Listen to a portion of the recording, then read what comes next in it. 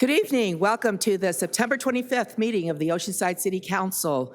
I'd like to go ahead and call this meeting to order and ask for roll. Mayor Sanchez. Present. Deputy Mayor Kime. Here. Councilmember Joyce. Present. Councilmember Robinson. Councilmember Weiss. Thank you. Please rise for the invocation. Got some young folks here, so welcome. Welcome all.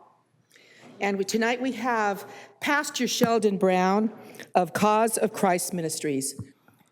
Pastor Sheldon, yes, thank you. Let's all bow our heads in reverence to God. Lord, as we come before you this evening in this great city of Oceanside, the Honorable Mayor, council members, and distinguished guests, we ask for your presence, your leadership, your guidance, your understanding, that, Lord, that we may love our neighbor as ourselves. And let us remember that as we go throughout the proceedings tonight. And let us continue to put you first and foremost in our lives. Bless all those who attend tonight. Let them come joyful and let them leave joyful. In Jesus' name, amen. Amen. Please remain standing and join me in the Pledge of Allegiance. Ready, begin. I pledge allegiance to the flag of the United States of America and to the republic for which it stands, one nation, under God, indivisible, with liberty and justice for all. Thank you. You may be seated.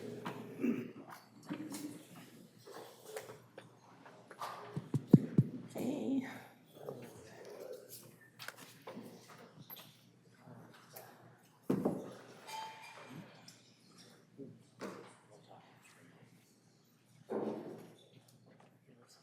Thank you very much.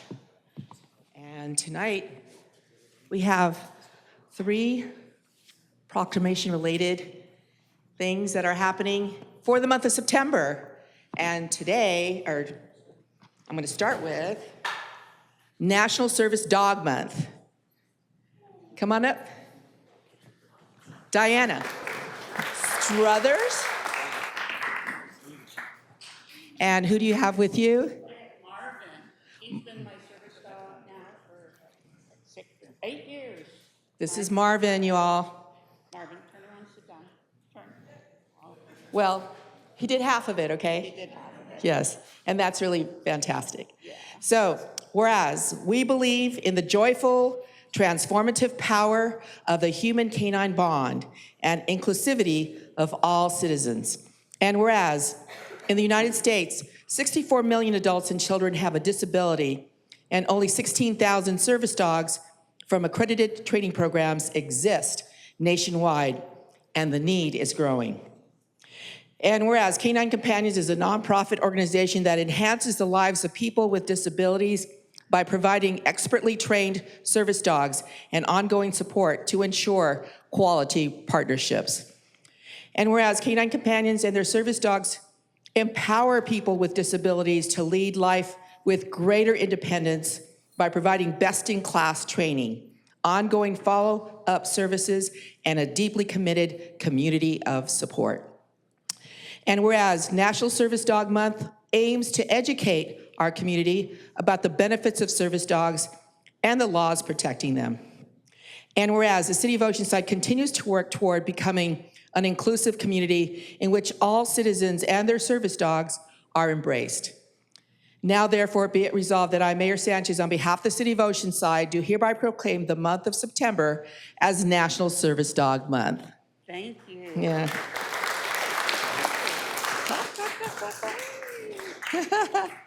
In recognition of service dogs and the adults and children with disabilities in our community, I encourage all citizens to celebrate service dogs and be respectful of the rights afforded to the adults, children, and veterans who lead more independent lives because of their assistance.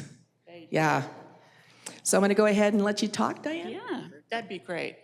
So I received Marvin, as I said, about 8 years ago. I waited on a list to get him for a full 4 years. 4 years. And during that time, he was born, trained, and became a full-fledged service dog through Canine Companions. The thing to be aware of is it takes a real service dog about 2 full years to be trained. When I got him, he had over 40 commands to help mitigate my disability. So if any of you want a service dog, first you have to be disabled in some way. You can't just throw on a little backpack and call him a service dog. Marvin has changed my life in so many ways. I retired as a registered nurse working in pediatric intensive care and neonatal intensive care due to the unfortunate disability that I have. But I was fortunate to be able to work in that for over 20 years, so I'm very happy about that. And they provided me with Marvin, who changed my life completely. Because after I retired, I was pretty much housebound. I couldn't go out, I couldn't do anything without another human being with me to help support me and to pick up things I should drop or to be there. With Marvin, I'm totally independent. We're able to go to the grocery store, go to the doctor's appointments, walk around the block. It all seems real small to you, but to me, those are huge, huge accomplishments, because before I couldn't do any of them. I also couldn't stay in my own home by myself for fear that I would fall and not have assistance. With Marvin, I have assistance. He can go get the phone for me. He will start barking if I tell him, and the neighbors will be aware. That's usually when I'm outside gardening and can't get up. Yes. So you told him to bark, he would bark? Oh, yeah. But if I haven't told him to bark, a service dog will not bark. And just so I that... wonder if you would ask him to bark. Marvin, sit up. Speak. Speak. Big boy voice. Big. Good job. Good job. Good job. Do you want... Okay. One of the other big things he does besides helping me take my shoes, socks, pants off and on is if I drop something, for instance, my car keys. If my car keys are dropped, I can't pick them up. I don't have the ability to do that without falling over and creating a bigger problem. So if this was my car keys and I dropped it, he'd be like, so what? Until, Marvin, get. Oh. Sit. Drop. Good job. Good job. Good job. So the important thing about service dogs, I'm not going to make him keep jumping through hoops here, because he's like, is that they make a difference in lives that are hard to see when you're on the other side. And I want to say thank you to Mayor Sanchez, as well as all of Oceanside, for recognizing these amazing animals and what they can do, and how, hi. He's waiting for the next thing, right? He is, he's just waiting. How they can change lives. And part of that, too, is recognizing that not all of us have real service dogs with vests. A vest isn't required to be a service dog. To be a service dog, they have to have the right temperament, the training, be quiet, stay out of the way. Putting a vest on a dog doesn't make it a service dog. It simply makes life harder for me and my team.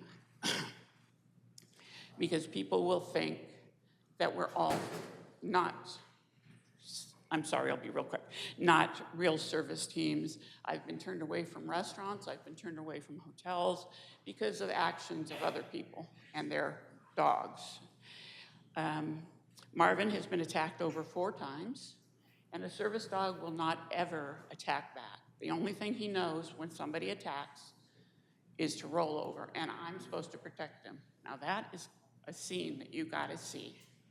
So, Well, thank you so much for being good, here, Diana. thank you, I appreciate it. No, thank you. Here's this, and let's take a picture, though.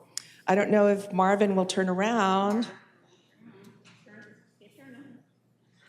Oh, no, Hi. Marvin, up. Ah, look that way. There we go. No, wait. Marvin, just a minute, sorry. That's He is okay. close to retirement, as you can probably tell. I love him. I'd like to have him after retirement.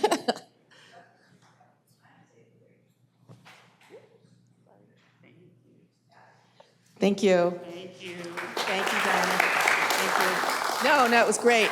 I think we all learned something, right? Yes. So next on the agenda is a proclamation in honor of Blue Star Welcome Week. Is Maggie here? Maggie. Thank you for coming in this year. This is really special because, as you know, I still think of us, okay, as a military town because of Camp Pendleton. Great big influence has had all of the, since the 60s. And yeah, so we have a lot of military families in Oceanside, a proclamation in honor of Blue Star Welcome Week, which is September 21st through September 29th of this year. Whereas Blue Star Family seeks to empower military families by connecting them with their neighbors, individuals, and organizations to create vibrant communities of mutual support. And whereas Blue Star Families annually designates the week beginning the second to the last Saturday in September and concluding 8 days thereafter as Blue Star Welcome Week. And whereas during this week, we recognize the 600,000 active duty and transitioning military families who move to new communities each year. And whereas nearly half of these permanent change of stations moves occur during the summer. And whereas only 41% of military family respondents to the 2023 Military Family Lifestyle Survey reported that they feel a sense of belonging to their local civilian community, only 41%.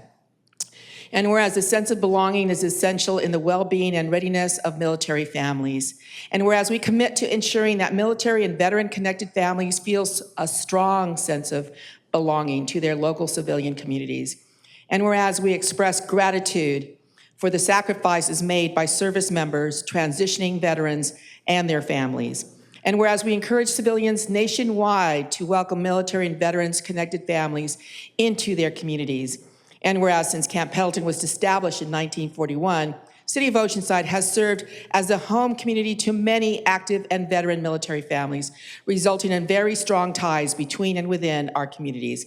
Now therefore be it resolved that I, Mayor Sanchez, on behalf of the City of Oceanside, do hereby proclaim September 21st through September 29th, 2024 as Blue Star Welcome Week in the City of Oceanside. Maggie Mesa. She's the executive director. Thank you so much. I get to follow Marvin, so I don't know how to keep up with that. But thank you so much, Mayor Sanchez, you've been supporting me for the last few years through Welcome Week. And, we have had, our organization has had an entire week full of programs that have connected our families to the community. And, sometimes I'll start and say, 70% of our military families live within the community. They don't really live on Camp Pendleton, all of them. But Oceanside knows that. Oceanside embodies what we do for Welcome Week, and you make my job so much easier. So thank you so much to the city, and thank you so much. Thank you, Maggie. Great big work they do for us, for our community. So we're going to go ahead and have a picture.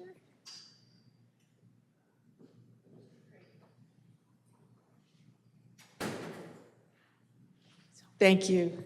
Thank you very much. Thank you.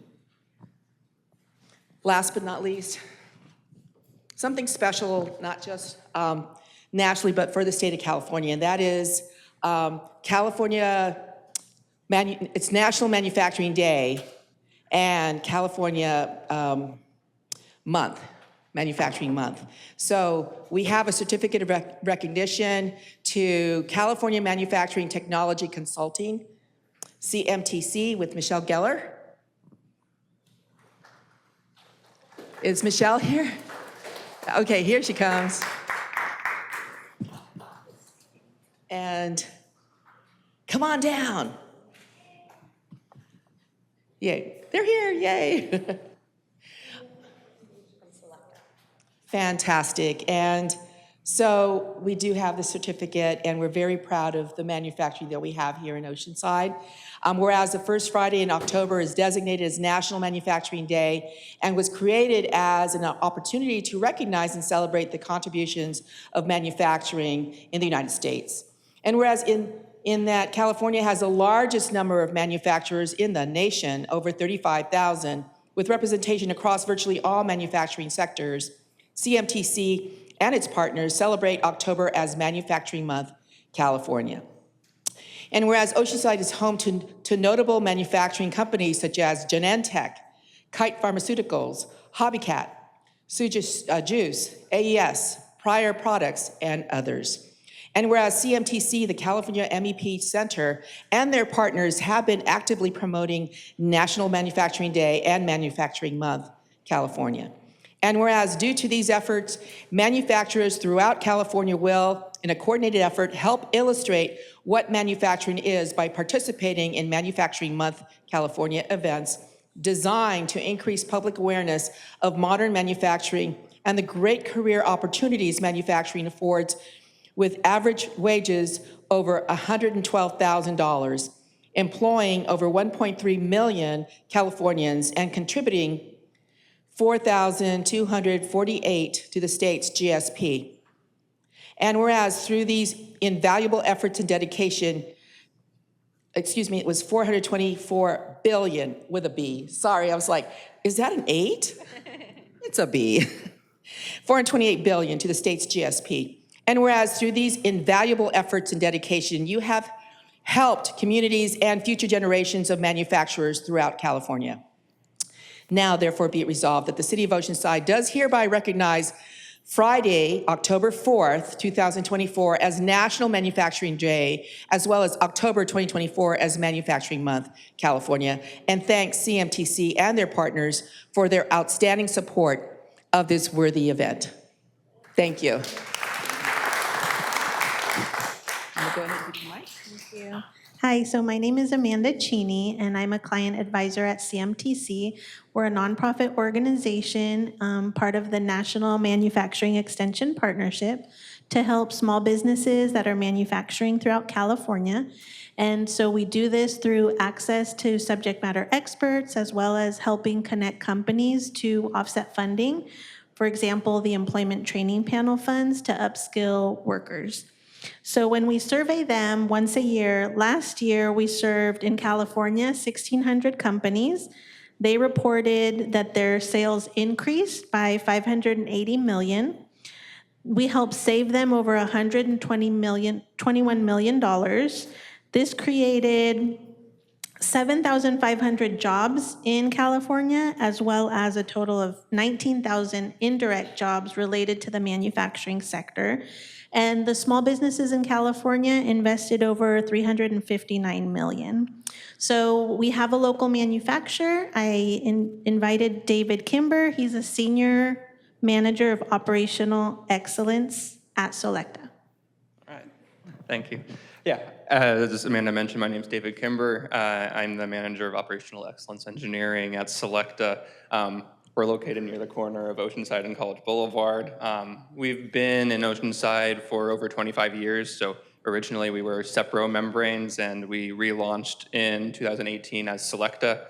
So we manufacture filtration products for industrial applications, specifically dairy industry, food ingredients, life science, manufacturing. So filters go into a lot of cool things, from whey protein to baby formula to the paint that's used to paint your cars. So really a wide variety of things, and so we help increase the quality of all of those different sectors.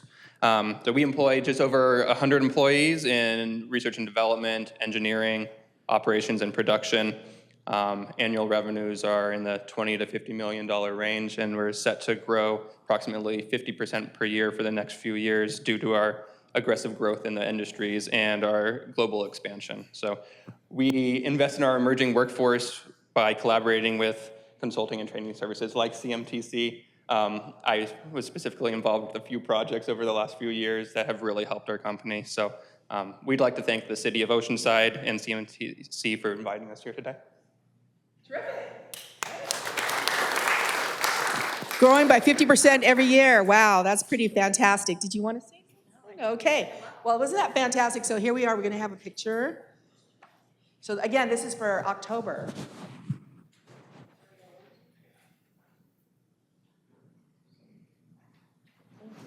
Thank you. Thank you. Nice meeting you. All right, thank you.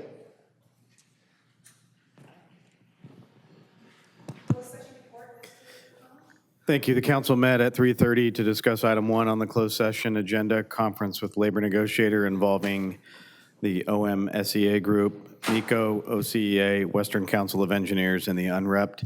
There is no action to report on item 1. Thank you. Next are the consent calendar items, items 2 through 14. Are there any requests to pull from the public? The public has requested to pull item number 6, item number 13, and item number 14. 6, 13, and 14, any requests to pull from the council? I was gonna pull item 6 as well, but seeing a member of public did it, I won't need to. All right, so is there a motion to approve the ballots? There's a motion to approve. Is there a second? All right, there's a motion and a second. Please vote.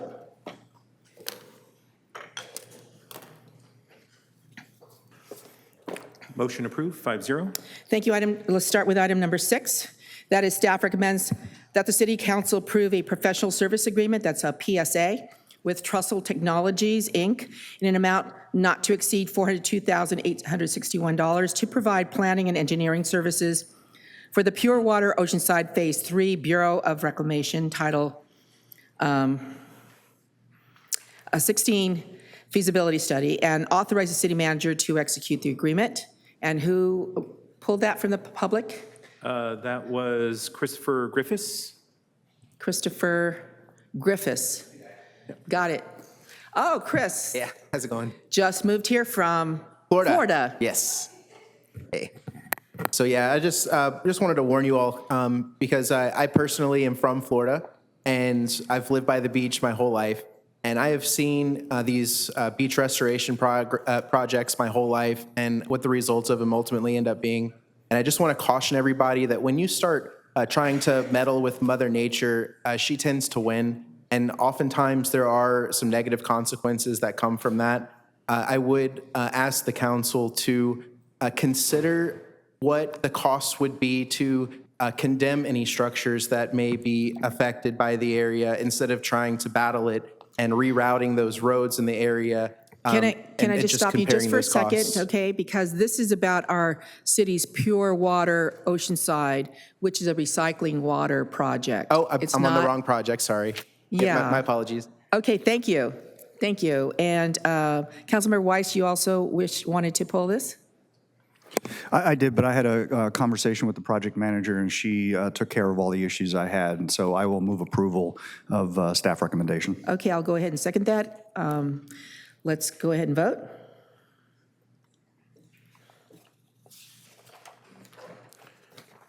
Motion approved, 5-0. Thank you. Item number 12 is staff and the Economic Development Commission. Item number 13. Excuse me, I thought there was 12 too. Nope.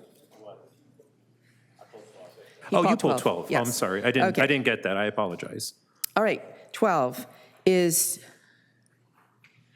a request from staff and the Economic Development Commission recommending that the City Council approve the Economic Development Commission's 2024-2025 work plan. So, Councilmember Joyce. I was just going to ask about the El Corazon Standing Committee. It looks like there's 2 out of 3 on there. And also, just curious how it landed on the Economic Development Commission. And that's a historical comment, and I'm throwing this at you the last second. I apologize. No, that's okay. Councilmember Joyce, so it was definitely before my time that happened. Because of the commercial aspects of El Corazon, it was placed under the Economic Development Commission. Yeah. That's what I figured. So Yeah. I would just ask if there's will up here to have staff consider a more appropriate placement for the El Corazon Standing Committee. So that'd be my motion, is to accept the work plan, but make a recommendation for staff to move the El Corazon Standing Committee into a different Do you have a suggestion where? Parks and Rec would make sense to me, but I'd be open to suggestions, maybe a combination between 2 different. How about a direction to staff to look into the possibilities of moving them to a different That'd be perfect. commission? And I'll second that, Thanks. directing staff to look at that as part of the motion to approve. So there's a motion and a second. Any other comments? Please vote.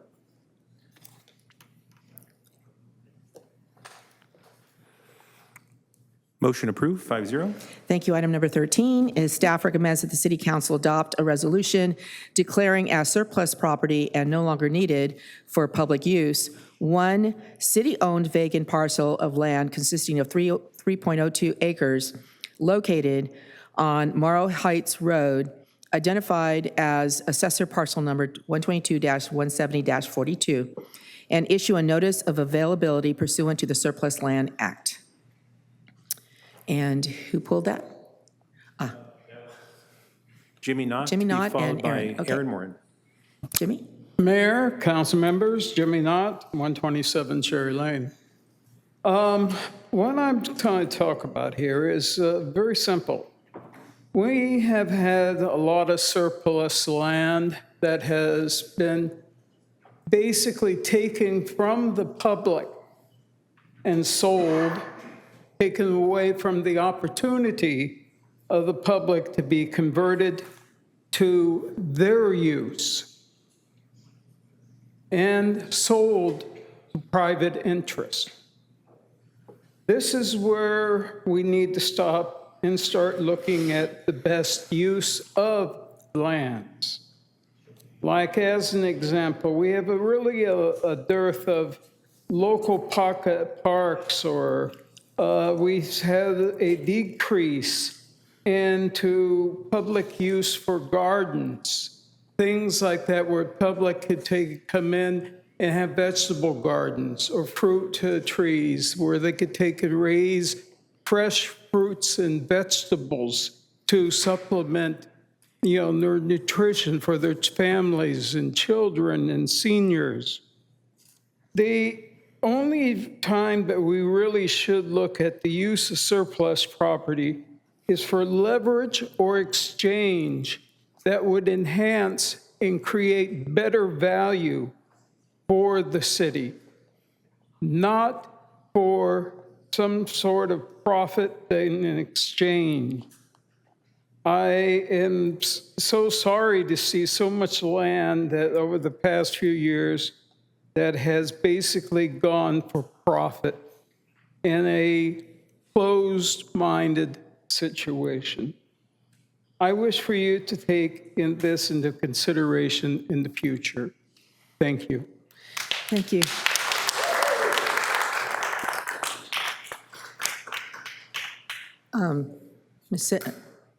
Ms. Erin Moran? Hello. I do believe that Morrow Heights Road is in South Morrow Hills. And if we're looking at 3.02 acres, I think it should go back to farming. And it should be open to public, maybe another, definitely we need to keep farming and ag in Morrow Hills. It's really, really super important. I think if we can work with either some farmers in the community, you might want to get input with that. And maybe we could have people come out and do a U-pick or gardening thing. I mean, farming to gardening or learning. We can sure help you with this. So if you need help with that parcel, I think you can have South Morrow Hills community come and help. So just wanted to let you know. All right, thank you very much. So I do have a question for staff.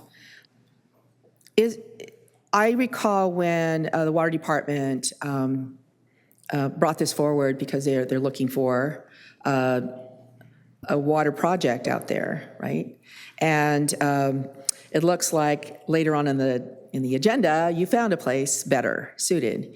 But as to this land, if I can ask, is this good farmland? Do we know? Thank you for that question, Honorable Mayor, City Council. This property is actually under some CC&Rs, and it does have pretty tight restrictions of what the land can be used for. It's utilized for, it's restricted to a single-family resident with some ancillary farming structures like a barn and some limited livestock like horses, goats, things like that. But it's not allowed to do anything beyond that use, and that's why it's no longer a viable property for a Right. water utilities project. Right, okay, so is there farming going on right now, or was farming going on? No, the property's never been farmed as far as we're aware of. Okay, do you think it's because I'm trying to remember if I even remember the first map that I saw of this.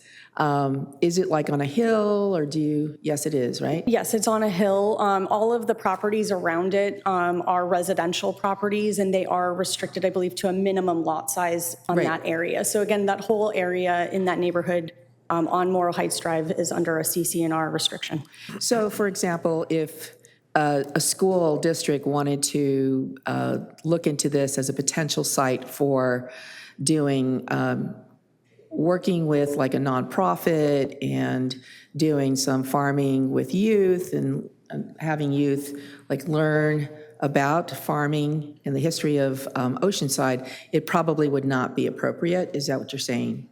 I can't speak to what the school district could or could not do. That Right. might fall I'm just under- assuming if they wanted to, would that be something that?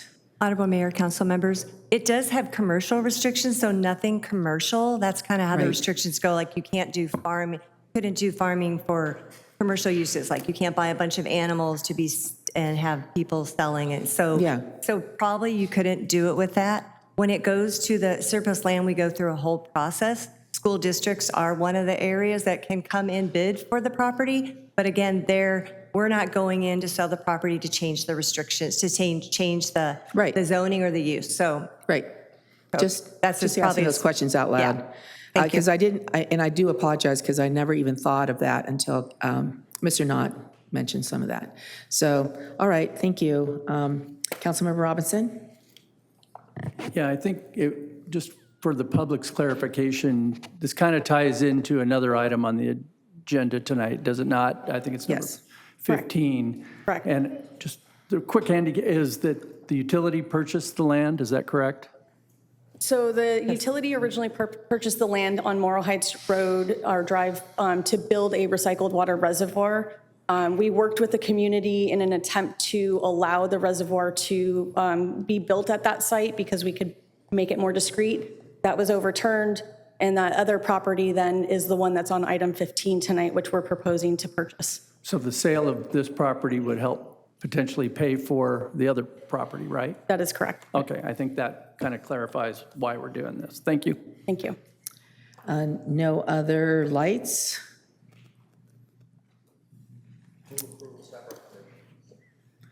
There's a motion for approval? Okay, and there's a second. Please vote. I would like to see about something like that, though, sometime in the future. Motion approved, 5-0. Thank you. And now next is item number 14. City Treasurer and staff recommend that the City Council accept the City Treasurer's report for the quarter ending June 30th, 2024. And who pulled that? Oh, Mr. Knott. Mr. Knott. Mayor, council members, Jimmy Knott, 127 Sherry Lane. What I am pulling this for is very simple. Our treasurer is not here. There is no report to be given to the public. Years ago, when a treasurer was not here, they had the manager from the office attend the city council meeting and provide the city council and public the report. I do not see the manager for that department here, nor do I see the assistant to that department here. So what report do we have that can be given to the Republic, and what report do we know? It's unless you go online and you have access online, and a lot of seniors do not have computers and do not access online, and a lot of the public do not have time because they're working two jobs. You know, they're depending upon this communication. But yet, I know that supposedly our city treasurer has an illness, but no arrangements has been made to provide the public with that necessary information. Mr. Knott, do you have a question about that report? Yes, very simply. Okay. What does it say? Thank you. Thank you very much. We do have the finance director here. I don't know if you would like to say something in a nutshell, what it says.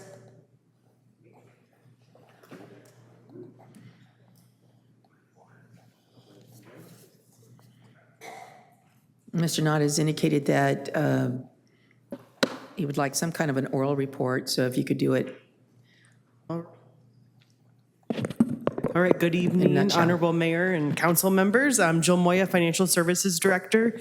With me today, I have our portfolio strategist, Elena Sampson from Chandler Asset Management, who we work with hand in hand to put together the quarterly reports. I will turn it over to her to go over the attached report, attachment 1 of the staff. Yeah, 2 or 3 minutes, if you would. And keep it short. Thank you. So good evening to all of you. My name is Elena Marie Sampson. I am the Senior Portfolio Strategist for Chandler Asset Management in conjunction with the city. The primary things that we have stated with regards to the investment report, which we reported out to the Citizens Investment Oversight Committee as well a few weeks ago, talked about the economy as well as the portfolio. The primary thing that we're thinking about with regards to the economy today is the fact that the Federal Reserve reduced the federal funds rates by 50 basis points. That is really changing the way that we're thinking about investing moving forward, because we wanted to make sure that your portfolio was extended out a bit to take advantage of those higher interest rates. The current portfolio is at about the portfolio that we manage, is at about $500 million. The average purchase yield, which is the average of all of the securities, including those prior to the management of Chandler Asset Management, that average purchase yield is about 3.13%, and we're seeing that increase as we've been reinvesting into this higher interest rate environment. The overall performance, which is what the report card is for the city, we are outperforming the benchmark and have continued to do so since inception. Sounds great. Well, thank you very much for that. All right, that thank was you. certainly a nutshell and a lot of information there. There's a motion to approve. Second. Let's vote.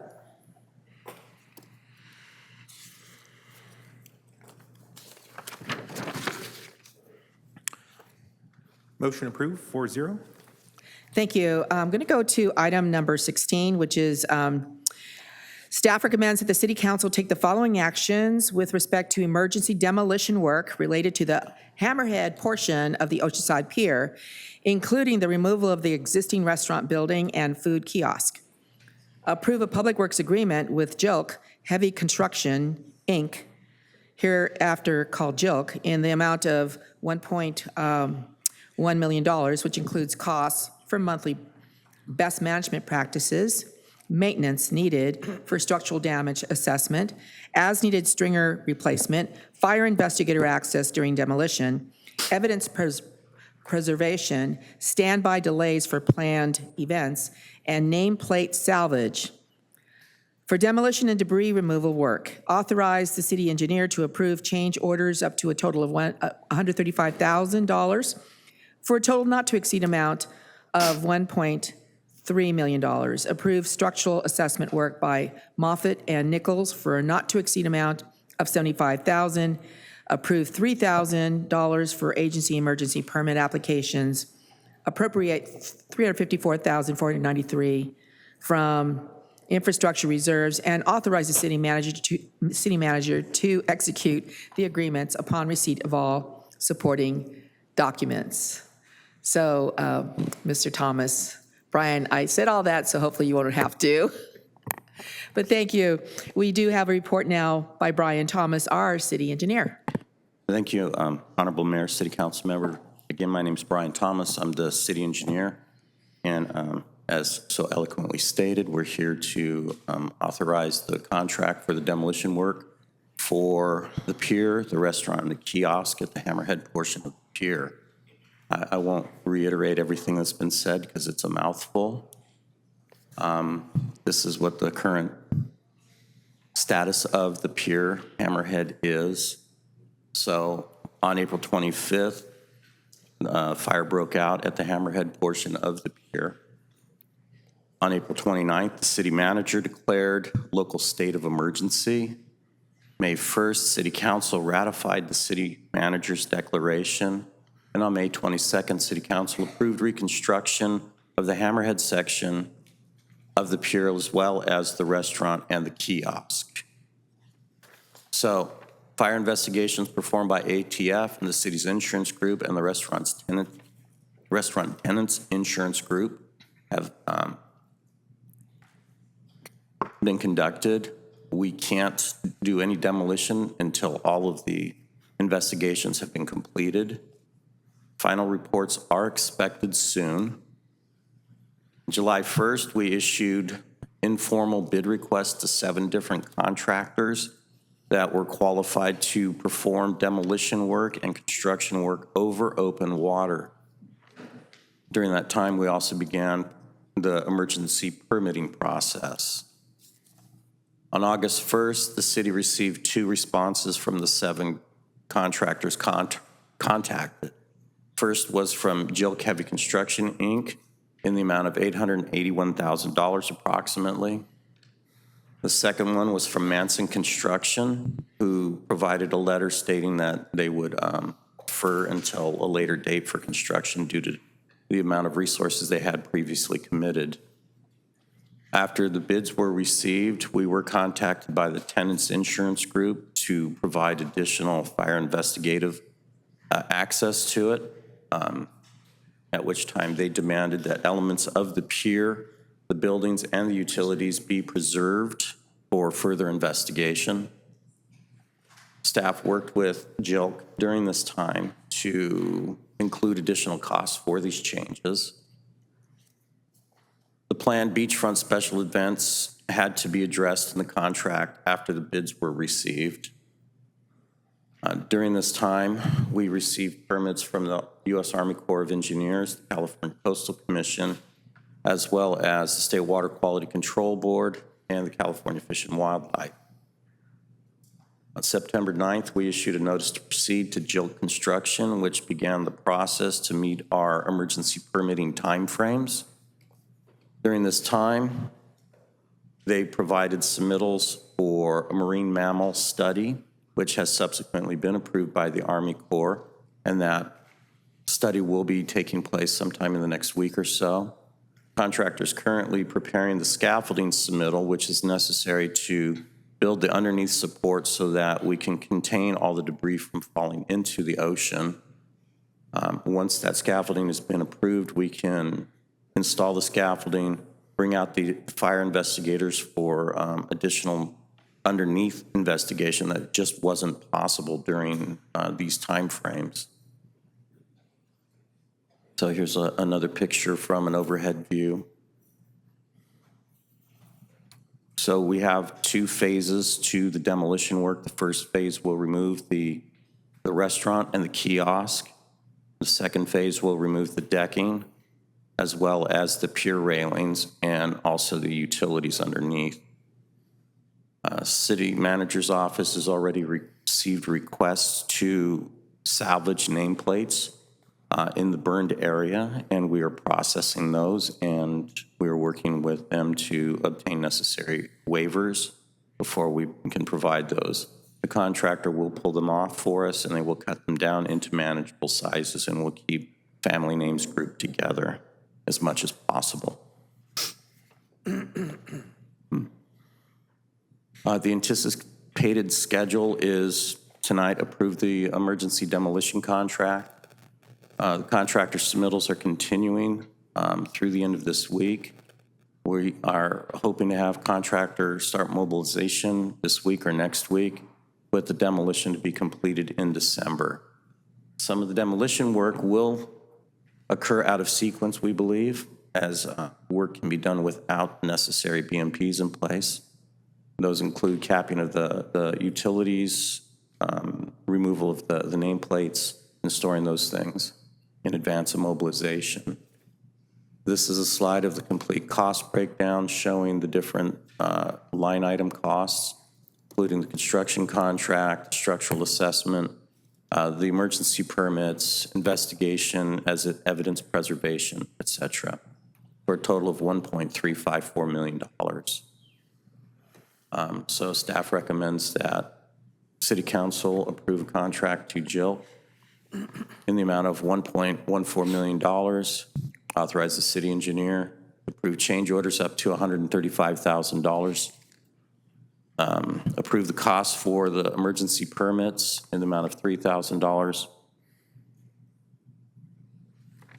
approve $354,493 from infrastructure reserves, approve a contract for not to exceed amount for $75,000 to Moffett Nickel, and authorize the city manager to execute all agreements upon receipt of all supporting documents.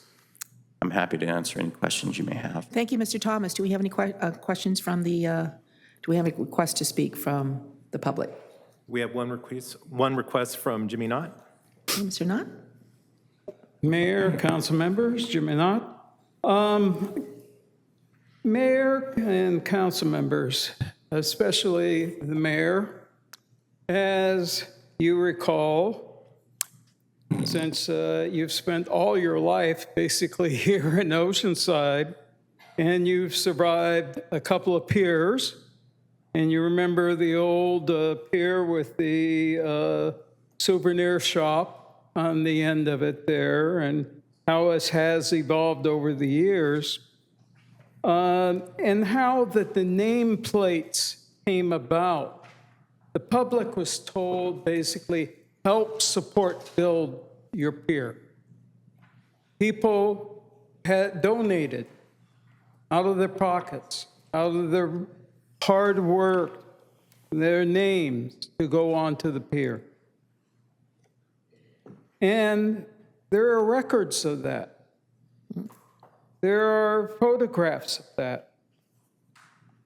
And it's more than just salvage of a small portion of it.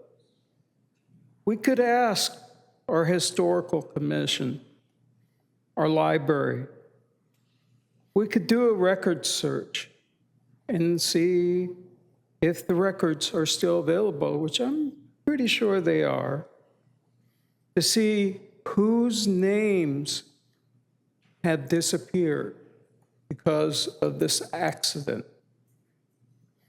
I think that would behoove and show a really classy issuance of how Oceanside operates. And we can replace those names either on a single plaque or replace them as they were.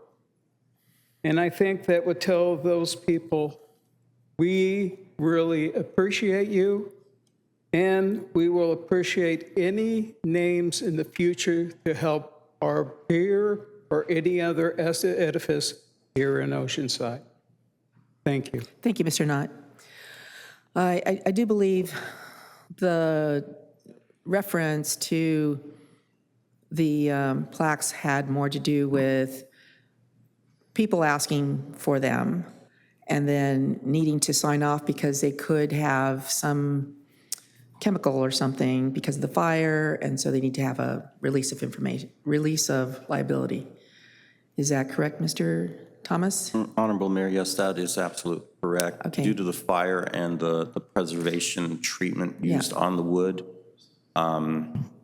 there's just a lot of things that are potentially harmful. Right, so people have been asking for them. We're not trying to, Yeah, we're not trying to push them off to any. These Yes. people have asked for them back Yeah. because they donated them, they have the memories, they want to do that. We do have all the records. The library has the records for us. We know where they're all at. right, I was going to ask Mr. Navarro. Mr. Navarro, I believe you've done a lot of work in this situation. Yes, we actually do have the master list. We have digitized the master list. It's on file with the city, so anybody could call the city clerk's office and request that list. Or if they want to find out if a loved one's name is safe on the pier, they could contact me and I could tell them exactly where it's located and whether it was affected by the fire or not. Okay, And not only great. that, but we also have the original application that people submitted to the city to have their names engraved. So yes, this was continues to be a very beloved pier, and I'm sure after it's rebuilt, we'll all be shedding a lot more love to the replacement. Councilmember Weiss? Yes, I have a question for the city manager. So are all of the costs going to be covered by insurance or the city attorney for? Answer that. So the tenant will be required to reimburse the city for its proportionate share, I believe, for the work covered. In this matter, it's approximately $388,000. Thank you. Move approval, staff recommendation. Thank you. Is there a second? Councilmember Joyce? I'll just second. I know we've heard a lot of folks asking about when, and it's a big rock. So thank you for moving it forward, and I'm excited to move on to the next step. Yes, thank you. And I want to say that I was wondering why it seemed like it was slow, but now we've been told it's been the insurance companies. So here we go. Yes. Thank you. There's a motion and a second. Please vote.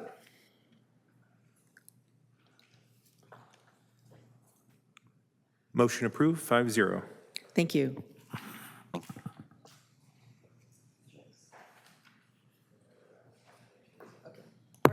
Going to go on to item number 18, and that staff recommends that the City Council approve 17 fiscal year 2024-25 Measure X Youth Services Professional Services Agreements for a total amount not to exceed $889,488, and authorize the city manager to execute the agreements upon receipt of all supporting documents.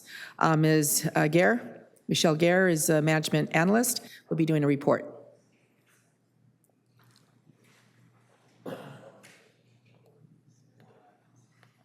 Michelle Gare, or is someone other than Michelle doing the?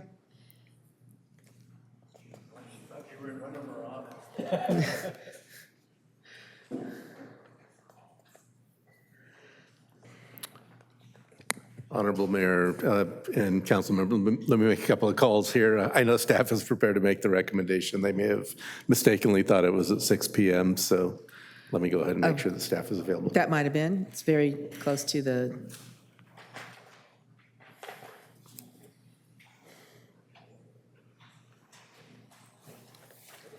All right, I'll just go ahead with number 17. Staff recommends that the City Council adopt a resolution of intention to renew the Downtown Oceanside Property Business Improvement District, that's the PBID, beginning on January 1st, 2025.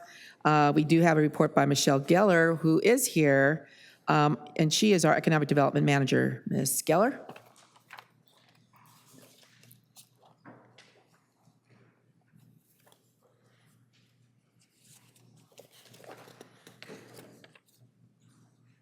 Good evening, Mayor and City Council. The recommendation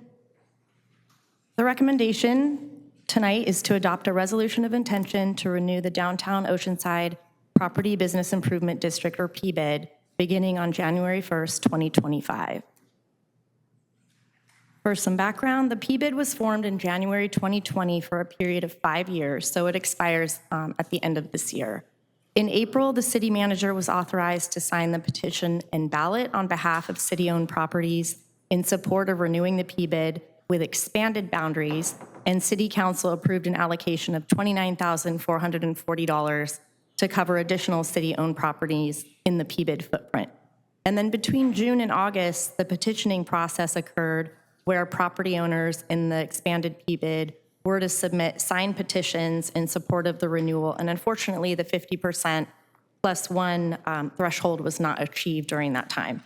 So Main Street had a new boundary map created with some pared down boundaries, and I'll show that map in a little bit.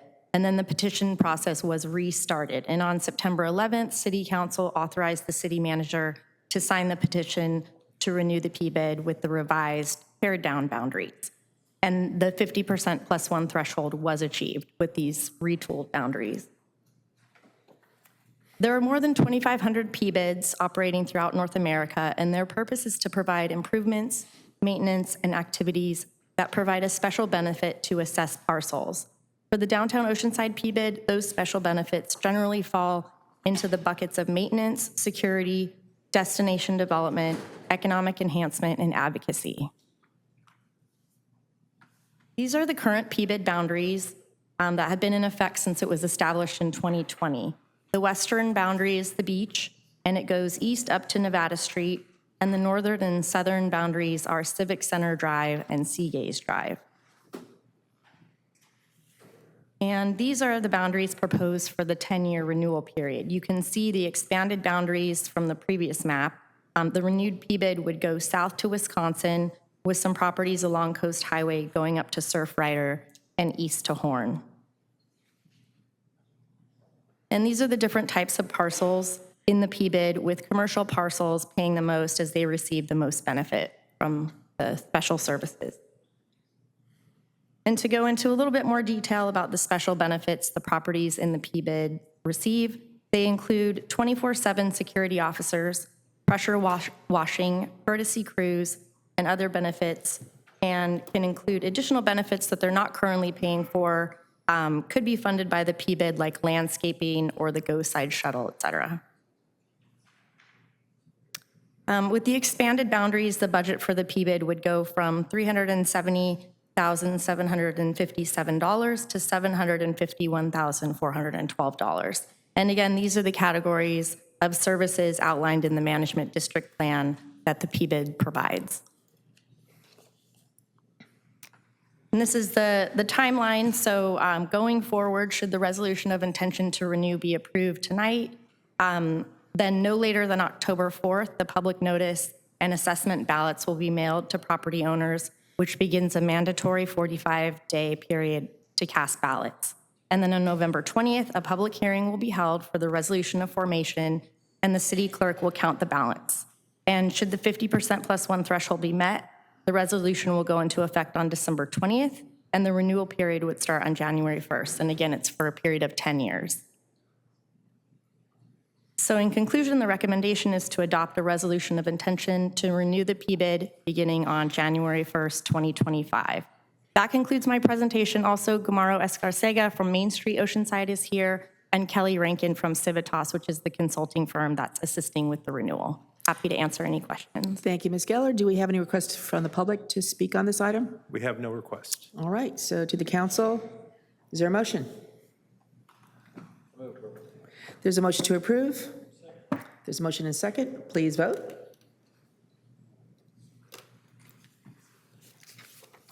Motion approved, 5-0. Thank you. We're going to go ahead and take up the 6 o'clock item, public hearing, which is item number 19. And this is city attorney recommends as follows, and that's because it is 6 o'clock now. The city council, the city attorney is requesting 3.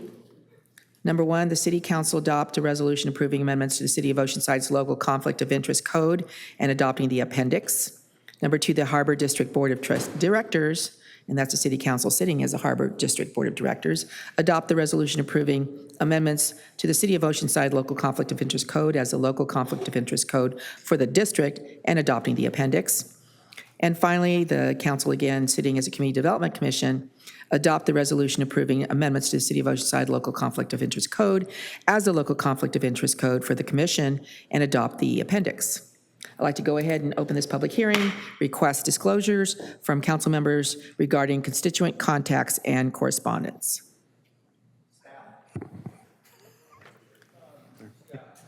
Yeah, staff. None. Staff. All right. Mr. Navarro, do we have any correspondence and or petitions? We have not received any correspondence or petition on this item. All right. So we got a report from our city attorney, Mr. Mullen. Thank you. This item before you, as you indicated, is the adoption of 3 resolutions updating our local conflict of interest code as required by the California Political Reform Act. Section 87306.5 of the Government Code requires each local agency to review its local conflict of interest code in even-numbered years and to make amendments as may be necessary as a result of that review. The Conflict of Interest Code reflects the current structure of the organization. It identifies those officials and employees who are required to file statements of economic interests, otherwise known as the Form 700. A local conflict code tells the public officials, government employees, and consultants what interests they have to disclose on their Form 700. It helps provide transparency in local government as required by the Political Reform Act. I, along with support from the Human Resources Department and the City Clerk's Office, have conducted the required every 2-year review. We've updated the appendix that's attached to these resolutions, and it identifies those positions that have been eliminated from the organizations. Those are struck out in the appendix. We've added new positions that are subject to economic reporting obligations. Those are underlined, and I have assigned in my review the new positions disclosure categories that relate to those positions. So with that, unless there's any questions, I recommend that the Council, CDC, Harbor Board adopt the accompanying 3 resolutions updating the local conflict of interest code. Thank you, Mr. Mullen. This is a public hearing. Do we have any requests to speak? We have one From the public? speaker, Jimmy Knott. Okay, Mr. Knott.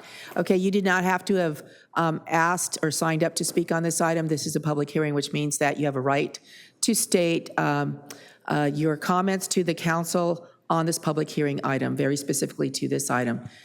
Can I make one additional comment? I may not address your anticipated comment, but I do want to make one thing clear for the record, and that is the version of the appendix that was published on Friday was updated Monday morning. There was no substantive changes to it, but there were some comments from other staff members that were left in the original version that ultimately published. Those have been removed because we ultimately need to get this on file with the county in a clean version, and that's hopefully the version you have there, Jimmy. All right, thank you. But then after Mr. Knott speaks, if you wish to address this item, please approach the podium. You'll be asked to state your name, and then you can state your comments for up to 3 minutes. Mr. Knott? Yes, Mayor, council members, hear me not? And this was copied last night, so I don't know when yours was posted, but what it is that when I read it, I found it quite interesting that the City Treasurer's Advisory Board is not for, on this grouping. If you look under boards, commissions, and committees, and they are very important in providing advice on where our city's $500 million investments are to be provided on directions on where it should be, invested. And that's one of the biggest amounts of the budget that our city has. And these people, we should know whether they have a vested interest in direction and what they're directing and how they're directing or providing advice to the department for the city to invest. I think that this would be very good for our public in sunshining the department, and so it can enhance the public trust. Thank you. Thank you very much, Mr. Knott. Anyone else wishing to speak on this item? Seeing no one rising, I'm going to go ahead and close this portion of the public hearing. And first go to staff. Mr. Mullen, what do you advise as to the City Treasurer's Advisory Board? Well, I think historically that group was treated like a kitchen cabinet kind of for the city treasurer, and it wasn't an official city commission, and that may be why it forever has been excluded from the conflict of interest code. But it's not a bad comment. I'm not sure if the city clerk has any thoughts about it. It may be an oversight now that they have been formed as an official commission. I know because I gave them Brown Act training. I would not be opposed to adding in the Citizens Investment Oversight Committee and then assigning it the full disclosure requirement, which would be 1. I would agree. You mentioned something about needing a clean copy for the county. Would that be, you be able to do that? Yeah, I could add that in and after the fact. If your motion includes that, I have no objection to that. All right, thank you. Councilmember Weiss? Move approval of staff recommendation with the addition of the Investment Oversight Committee. All right. Okay, there's a motion and a second. Did you wish to say something? No, okay. So pretty clean, thank you. There's a motion and a second, please vote.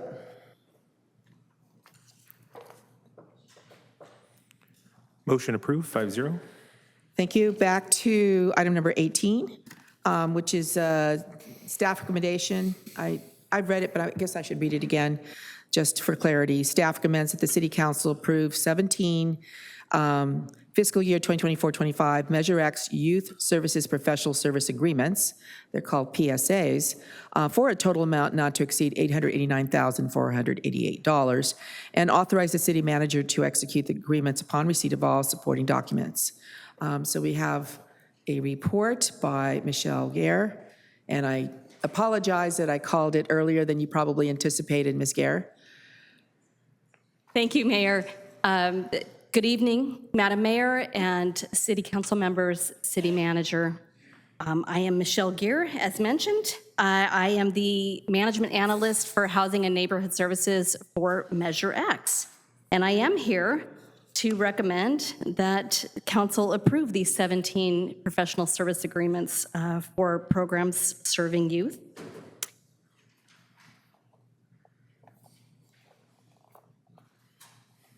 It feels like Monday, sorry. Okay, so what does Measure X do? Basically, youth services and programming for Measure X develops life skills for decision-making. We work with at-risk youth in neighborhoods that have been impacted by gangs or violence, and we work with students at schools where 80% of the student body qualify for free or reduced lunch. The idea is that there will be less involvement in violence or violent behavior, less risk of victimization, and fewer contacts with law enforcement.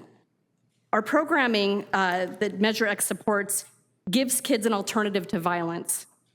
The emphasis is on community building, as we know from studies that kids who feel like they're a part of the community often do not engage in antisocial behavior.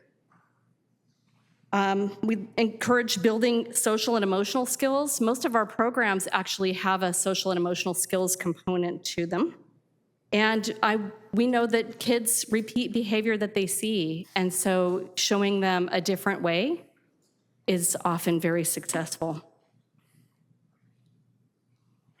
Our accomplishments for fiscal year 23-24, this is last year, we had 16 programs. We served 2,500 youth around the city of Oceanside. We had 161 high school graduates in our Measure X programming. We had 109 of those kids enroll in college. We had increased academic performance by kids who enrolled in Measure X programming by 1 letter grade. We conducted 382 home visits to address chronic absenteeism. We had 300 plus of these youth participate in athletic skills clinics. 200 of our youth participated in 2 mural projects, and that's not including their families, that's just the youth. We had a mural project at John Landis Community Center, and we are in the process with a mural project for the whole of Balderrama Park. We conducted 72 workshops with 300 parents or caregivers attending. These ranged from everything from gang violence to substance abuse awareness, to parenting your child and logging into the ARI system. A lot of our parents didn't know how to do that. So every time there's something that comes up that is important to our parents or our kids or our community, our programmers have a workshop and invite the community, and they're coming. We did also weekly life skills groups, and I have to say, we've been doing these for a year now. Our programs have been doing this for a year. Last year, 500 plus kids came every week to various schools around the community on their own during their lunch hour to just talk about things that were, in their life, whether it was, responsibility or grades or, friendships or peer pressure. And the groups are run, we do the groups in most of our programming, but our special groups are run by Transformational Consulting. They do these programs. They have so many kids that come to these life skills groups that they have to conduct 2 sessions at some of our schools. Last week, I had the privilege of going to speak at one of these groups at OHS. 201 high school students came in on their lunch hour, and we talked about leadership. I gave a brief presentation, and they were the most gracious, engaged kids. So it's working. Was this the TC program? This is the TC program. It's a very good program. Service projects. We had 57 service projects. This is like, it could be cleaning up the parks or the beaches or providing food for the needy. We had 342 youth participate in service learning projects last year. How are our proposals selected? Everybody wants to know this. And to be honest with you, I really struggled this year and wanted it to be a transparent process that involved the community. So the first thing I did is I recruited a diverse group of community members to be on a committee. That was the first thing. On June 3rd, we issued an RFP, a request for proposals, to the community, and I was obnoxiously advertising this. For months, I went to every meeting and announced that I had money, thinking that I would be swarmed, and I was right. The RFP closed on the 30th of June. We received 21 proposals. I really wanted our raters to be someone who had worked with youth but had no stake in the Measure X funding. They weren't receiving it, and they weren't connected to an organization that was receiving any funding. I also wanted them to be very good with the feedback. Feedback is super important for evaluation. One of the things that I implemented was I didn't want any of us from the city to see the proposals before the raters got them, because I wanted genuine feedback from our community. So I didn't put those out. I didn't look at them. I just uploaded them and sent them on their way. I then met with the raters, and we had everything from multi-million-dollar organizations to your grassroots, very simple.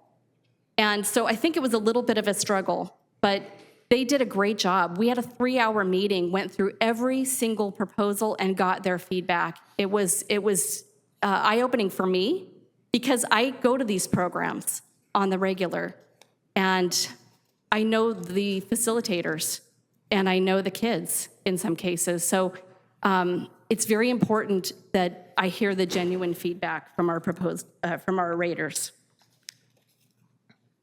The dollar amounts were based on the scope of work and feedback from the raters. The staff did not actually rate the proposals. We did send them to then Parks and Recreation Department, and we had 3 people from Parks and Rec review the proposals and just give their feedback. And then we sat down and determined a budget based on, who had the capacity for what, if we had the space at that time, could we have a program that we scaled down and then grew, and that's the idea. This year, we have 25 programs potentially, 17 new programs, 1 pending program, and 7 continuing programs. And you see the breakdown there. It talks about everything from workforce development to social and emotional learning, basic needs, art and culture, after-school programs, financial management, and sports. But realistically, our programs cross over all the time. And frankly, at the OCSP meetings, it's a full house, and they are collaborating like crazy.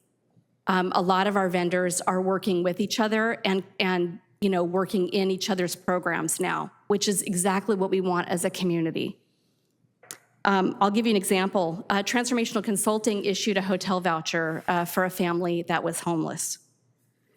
We know that Unicorn Homes provides housing for homeless youth. Oceanside's Finest Basketball Club called the housing office because they had a mom with 5 young children that was homeless, and our staff was able to help them. Interfaith has multiple programs that help with basic needs. So the programs cross over all the time, and everybody does what they can do for the population they serve. This year, we're going to go big. 5,000 youth is what I'm hoping for. I want to serve 5,000 youth from these programs. I want parental involvement to increase by 50%. school attendance to increase by 20%, our risky behavior to go down by 30%, and we will be issuing an RFP in the next couple of weeks for a third-party program evaluator to evaluate all of our programs and our processes to ensure that we're getting an accurate narrative about our youth in this community, and that we are doing things the way that we should be doing them. Where can we collect more data? How can we make this process more streamlined? And that is what the goal is. This year, we spent we will spend $109,500 for workforce development programs. This includes internships during the school year for dual-enrolled high school students. I had one of these interns last year, fantastic, amazing young woman, first-generation American, first-generation high school graduate, first-generation college student. She was brilliant. We do things, more social and emotional learning. So we have before and after school programs. We have our OIP program that has police officer and community mentoring, our life skills, case management in most of our programs, parent education.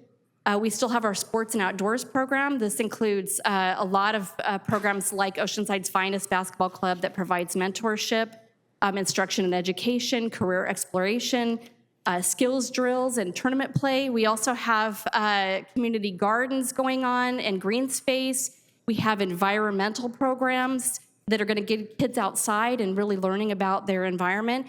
And we have a fishing program by Pier that will actually take kids out for a fishing trip and really explain the fishing industry to try to spur some interest in fishing career. We have a lot of arts and culture programs. We've got Native American arts. We have our Crown Heights mural. We have Folklorico that's going to go into all of our community centers. Homework tutoring. So in Crown Heights, we actually have tutors that come in and help with homework. They're also doing a new reading program to increase reading skills. More service learning projects, more social and emotional education. We also have financial literacy, housing, case management, and care. The impact is really important. So increased school attendance, better academic performance, fewer calls for service to OPD, more neighborhood activities in our parks and community centers. I've been working really close with Manny Gonzalez about how to make things happen all the time in our parks and community centers. More parent and student engagement, and cultivating a future of community leadership, really getting kids engaged in the fact that they are part of this community. It's not just a pocket, they're part of the larger community.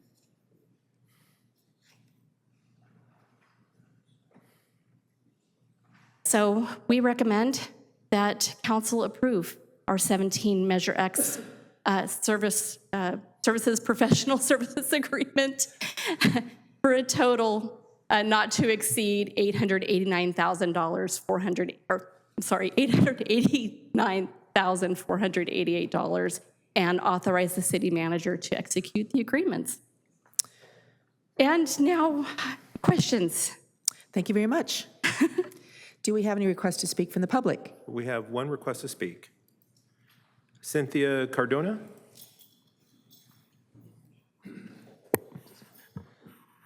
Good evening, Mayor Sanchez, council members. I'm Dr. Cynthia Cardona. I am the program supervisor at Program Reach at Libby Lake. Program Reach is an after-school program that serves at-risk youth in Oceanside. In the last year, our programs at Joe Balderrama and Libby Lake have grown. At our Balderrama site, there are currently 27 youth enrolled, and we have a consistent attendance of 10 youth every day. Every Tuesday, we hold a restorative justice group with 9 kids, where the kids meet to discuss the challenges in their lives with a focus on gang and violence prevention. Kids that would normally be on the streets looking for a place to belong have found at home at Reach and in the Restorative Justice Circle. At Libby Lake, we currently have 51 enrolled youth with an average daily attendance of 30 youth. Many of our kids come in not having eaten anything all day. Some of them complain that the food at school is not good, but we feed them every day and hold cooking classes with them. This weekend, we participated in Coastal Cleanup Day and collected over 10 pounds of trash from the bike trails near the Fusat State Skate Park. Thanks to funding of youth programs to Measure X, we are able to provide a safe space, tutoring, and mentoring to Oceanside youth. I am also proud to say that last year, our average GPA at Libby Lake was a 3.0. And in addition, one of our youth at Libby Lake won the Martin Luther King Jr. Oceanside Scholarship and is currently doing great at Cal State San Marcos. One of the things that the numbers don't show is the challenges that our families overcome to reach accomplishments. One of our parents is a single mother and survivor of domestic violence. Monday through Friday, she brings her son to Reach so we can help him with his homework and mentor him. This is a mother who has a hard time paying rent and putting food on the table. So the gas money she spends to bring her son is a significant financial burden. Yet she does it every day. And this is just one of the dozens of stories I could tell you today. When we spend money in our youth programs, we are investing in our families and in the future of our community. Thank you. Thank you very much.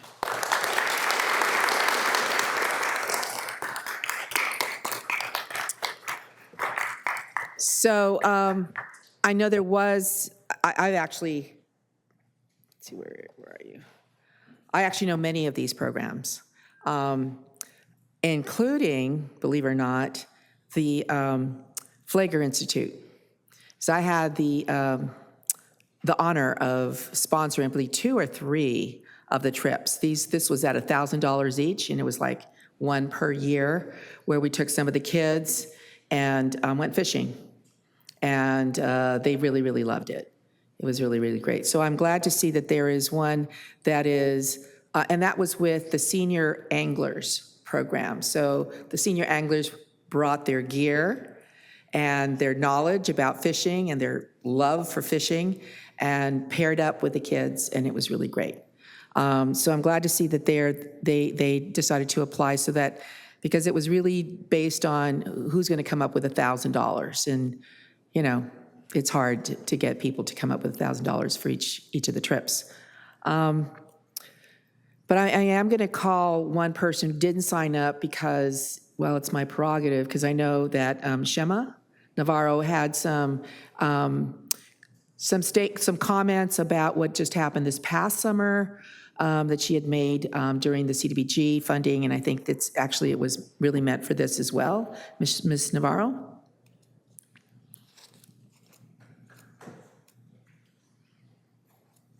Good afternoon, Mayor, council members. My concern was only, I think we should put more into the kids for the community at Joe Valderrama. When we were working on the murals, we saw many women come in asking directions, where to go. And I was asking them, just asking them questions, simple questions. And they were saying they were coming from Carlsbad because it was a lot cheaper to come to Valderrama Center and bring their children in. It was a little confusing to me why they would come over. And we have so many kids here in this area, in Oceanside area, that could benefit coming into the summer program. There was a lot of kids out there I saw that were wandering around and such, and I thought maybe that we could find some kind of a program or do something for these kids during the summer, because first of all, the park was fenced off, so there was really nothing they could do and play and such. But I really thought that we should put a little bit more money into the programs for kids to be involved in activities. I see that this program through Vista Community Clinic is pretty amazing. And I see all the kids here, which is great too, but we definitely need to focus on children first because it's really important that they keep busy and there's enough programming and funding for them to do something, stay out of the streets, and fund some kind of art programs or other activities for kids. I think it's really important to put children first and put more money into them because they are our future. You know, I see these kids here and they're like the age of my grandkids, and I would want the best for them, and I'm sure all the parents here want the best for their kids too. So, Thank you very much. Thank you. Councilmember Robinson? Thank you. I wasn't going to ask this, but it was kind of generated by our last speaker. Are any of these programs not kid-related or kid-serving? No, all of the programs that Measure X Youth Services Fund are for kids, yeah. Okay, I just wanted to get that out there. So Measure X funded. Prior to Measure X, and I don't know if you know this, but how many of these programs were funded prior to Measure X? Do you know? I don't know the answer to that. There might have been a couple, but I'm not sure. But go ahead. If honorable mayor and council members, if I could maybe answer that question. Very few of these programs. We do have some long-standing programs, of course, Project Reach being one of them, but many of these programs are new programs that were recently introduced to the community as a result of the funding from Measure X. So I would say certainly the overwhelming majority of these programs are actually new. So I'll direct my second question to you then, Mr. City Manager. With Measure X if it was not to pass in the extension, would you believe we'd probably have to cut back on some of these programs? Yeah, absolutely. Thank you. Councilmember Weiss? Move approval, staff recommendation.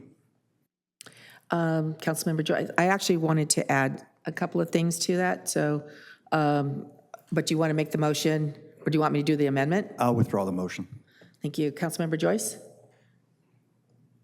I was just going to say a few things because I know this has been an ongoing ramp up of programming over the last 3 years, and I really appreciate the diversity of the programs that are included, everything from the internships all the way through more younger student-oriented programming. I'm really excited about the Ballet Folklorico coming into our centers. You know, the fishing, the sustainable fishery, like their program is amazing, and I just happened to connect with them and hear about what they were proposing. So it's really exciting that they're doing it.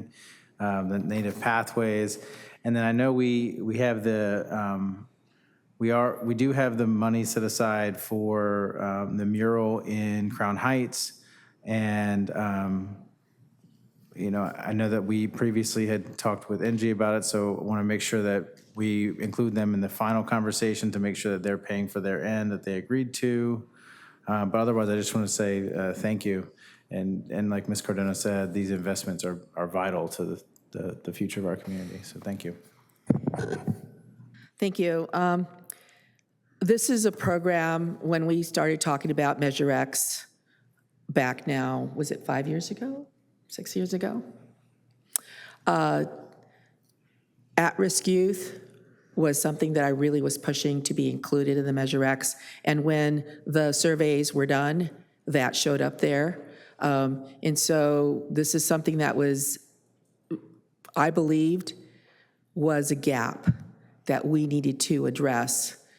Because I believe for every dollar that we put into youth programming, youth services, after-school programs, we get out times 10 or more. We have reduced crime. We have, as you have indicated, more success at school. I've known about the mariachi programs in South Bay. I mean, turning kids into these scholars because all of a sudden they're very interested in school and moving forward. So I'm very, very happy that we've got this. You know, it took a while for it to get started, but I am looking forward to ensuring that these kind of programs continue into the extension of Measure X, right? I would like to address one of these, though, and that is that I am very aware of our Native American community here in Oceanside, which is small, but that is, they're small, they're tight community, they're at risk of losing their culture. That is a huge thing.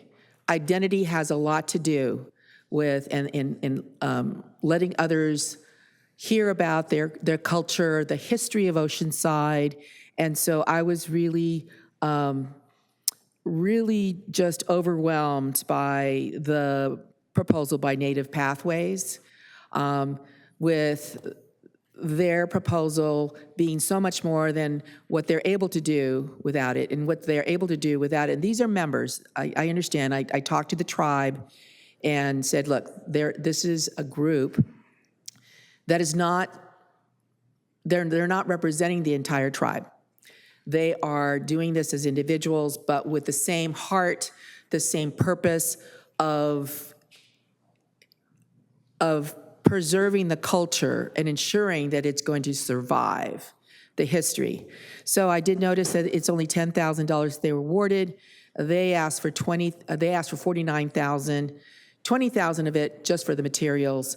And these are individuals that are known to our community that, you know, do the basket weaving. They're members of the California Basket Weaving Association. You see them everywhere, sharing of the culture. These are not fly-by-night folks. These are very responsible members of the community. And I would like to add go up to at least $30,000. They asked for 49. I heard what you said is like, well, let's give them a little, you know, let's ramp them up. But when you have 20,000 going to just the materials, I'd like to see them be able to survive for the next ramping up. So I would recommend that they get at least at the level of 30,000. So that was my request. Which organization do you want to take it from? No, actually, it's up to $1.something million. So it could go up. Is that correct, Mr. Borrego? There's more money in as I understand it, we have about $10,000 in additional discretionary money.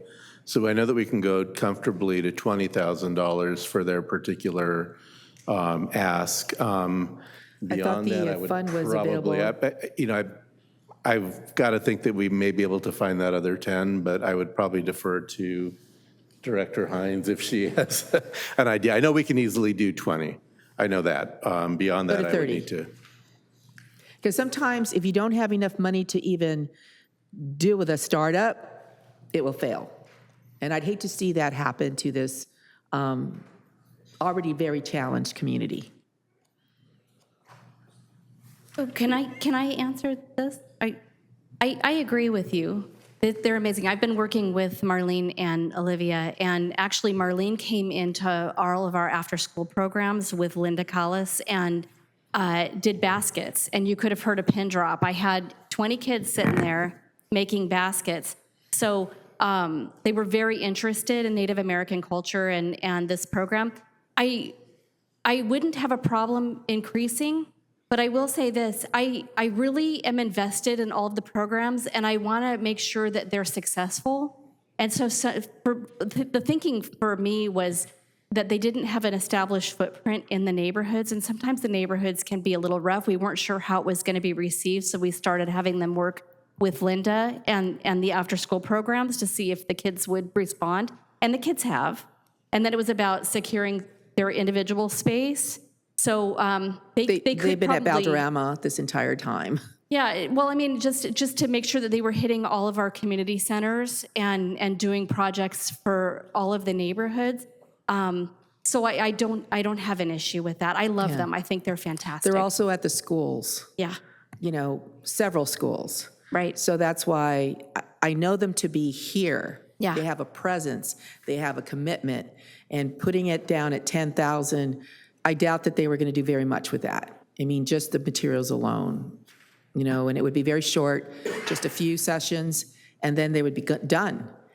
So I was thinking at least 30,000.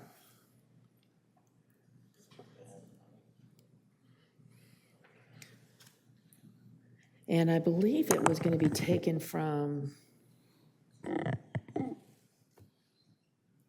was it? I'm still getting used to the way this is written, the screen, so I can't find it right away. But it was over $1 million.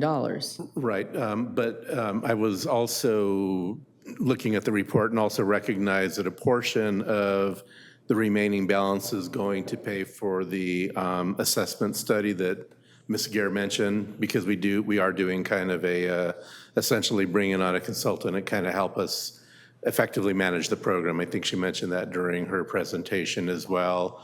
And then I think there was, So some I see staffing it. costs as well. The available balance is $1,061,393. So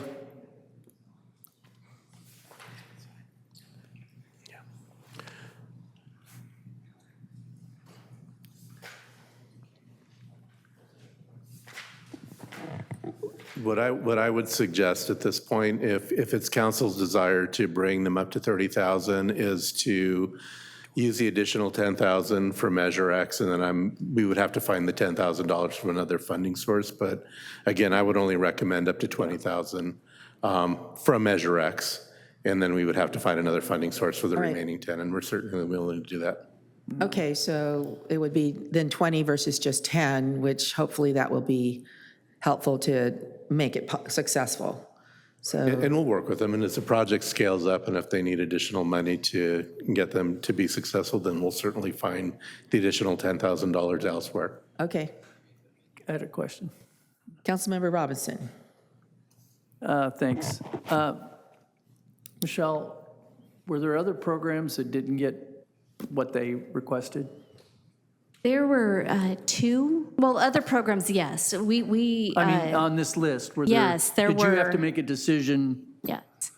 So some programs, I mean, we made sure that there, I mean, we didn't want to pay for like administrative costs or things like that. So we made sure that the budgets were really going directly to the kids and the staff that interact directly with the kids.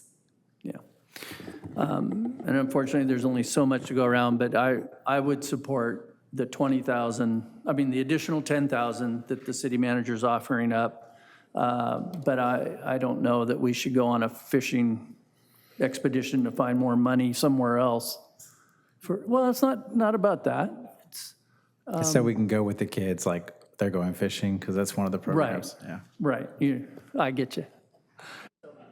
Anyways, I'll support All right, so the motion, adding the 10 so the for motion 20, is but to add to 10, but I also will be, lobbying for the other funds, because sometimes, if you don't have it, you can't make it work. I've been there, done that so many times with so many organizations, and we're always just the volunteers. No one ever gets paid with this.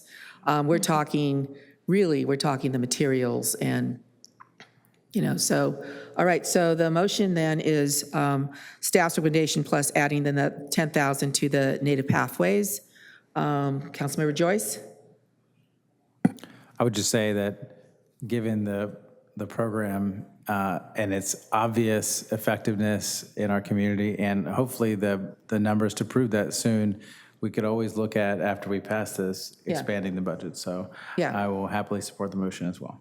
Okay, there's a motion and a second. No other comments, please vote.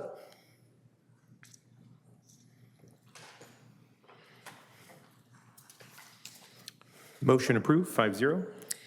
Thank you. Thank you. I don't know how many of the kids are here.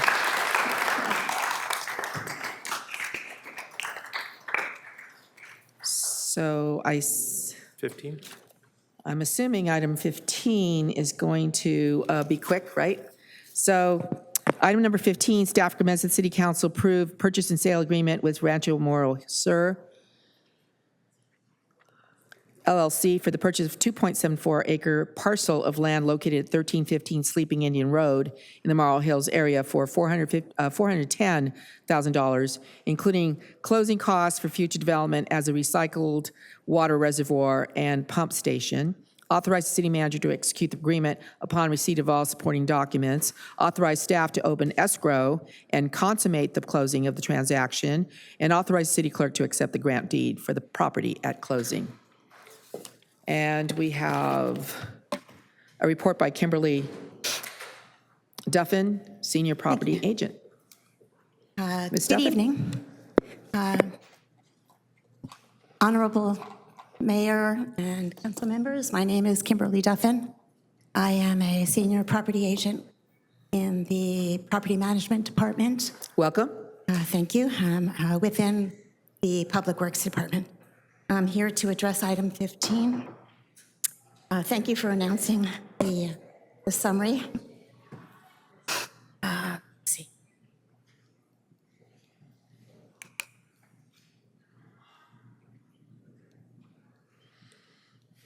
So the Water Utilities Department has identified a 2.74-acre portion of a 47-acre parcel of land owned by Rancho Morro Sur, LLC, the seller, located at 1315 Sleeping Indian Road in the Morro Hills area, referred to as the property tonight, as a property of interest to support the expansion of the city's recycled water system, referred to as the project. An appraisal of the property was obtained from the Aarons Group to determine the fair market value of the property, which was subsequently valued at $356,000. The city had previously acquired another property, which was discussed as item 13, for the same purpose, but because of existing land use restrictions specific to that property, the proposed use was precluded. Authorization was approved this evening to declare the property a surplus, enabling its disposition. That was item 13. An offer was submitted to the current seller based on the appraised value, to which the seller countered, proposing a sale price of $360,000, contingent on the city being responsible for all title, escrow, and closing costs. The seller's offer was accepted, subject to the city council's approval of a purchase agreement with such terms, including an added condition that the seller provide San Diego Gas and Electric an easement over a seller's remaining parcel to be recorded at closing to provide the property the three-phase power that is required for the project. Here's an aerial view of the property. The larger parcel is the 47-acre area owned by the seller, and it's not very clear up on the screen. It might be better in the PowerPoint hard copy. But the property we're talking about is the red dot at the, let's see, on the southeast corner of the parcel. Water Utilities is expanding the city's recycled water system in phases based on a planning study completed in 2018. Based on these demands, the proposed distribution system, referred to as the Upper San Luis Rey Water Reclamation Facility and Recycled Water Conveyance System project, was developed. Potential demands in the South Morro Hills area would require a transmission main as well as a reservoir station. The reservoir location is restricted to certain elevations for optimal system function, and there are few parcels available that meet this requirement. Water utility staff have engaged potential future system users in this area regarding the proposed recycled water system by holding numerous workshops and informational meetings. If the agreement is approved by City Council, during the due diligence period, staff will work with seller and SDG&E to finalize a utility easement to be recorded at closing to ensure that the property will have the required access to three-phase power. Key terms and conditions of the acquisition set forth in the purchase agreement are as follows. Purchase price of $360,000. City will have 75 calendar days following approval of the agreement to complete its review and approval of the physical condition and suitability of the property for the city's intended use. And finally, escrow would close by or before the 35 calendar days after city approval of the condition and suitability of the property, approximately by or before January 13th, 2025, unless otherwise extended by mutual agreement. So the recommendation tonight is to approve a purchase and sale agreement with Rancho Maro Sur LLC for the purchase of the 2.74 acre parcel of land located at 1315 Sleeping Indian Road in the Morrow Hills area for $410,000, including closing costs for future development as a recycled water reservoir and pump station. To authorize the city manager to execute the agreement upon receipt of all supporting documents, to authorize staff to open escrow, consummate the closing of the transaction, and to authorize the city clerk to accept the grant deed for the property at closing. That concludes my presentation. I'm available for any questions. We also have members of the water utility staff who can be available to answer questions as well. Thank you very much. Do we have any requests to speak on this item? Yes, we have two speakers. Our first speaker is Steve Burrell, to be followed by Aaron Morin. All right, Mr. Burrell? Mr. Burrell? Steve? You signed up for this. Did you want to speak on this?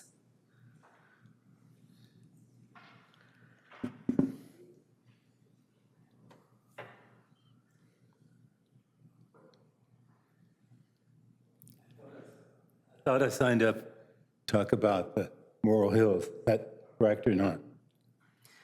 This is the property in Morro Hills. Did you want to speak on items not on the agenda? Maybe it's an off-agenda item? Maybe I misunderstood you.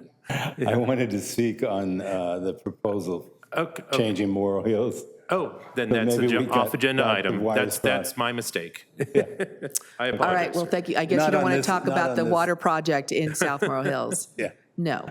Okay, got it. All right, so Aaron? Morin?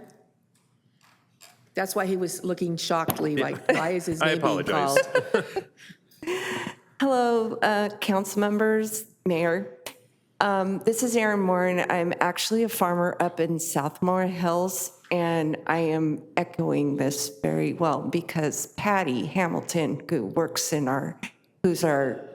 who's our manager of the Grove, has worked diligently for recyclable water because the trees are growing, but they're, it's something that's going to be a good thing for farmers to try to use as recyclable water. So, yeah, we're concerned about the salt content, but we're working with the water utility and other things. So I'm so grateful to see this going forward, and I'm sure if Patty was here tonight, she would be thrilled. So anyways, thank you. Thank you very much. All right, so no other requests to speak. Councilmember Weiss? Move approval, staff recommendation. Okay, there's a motion and second. Please vote.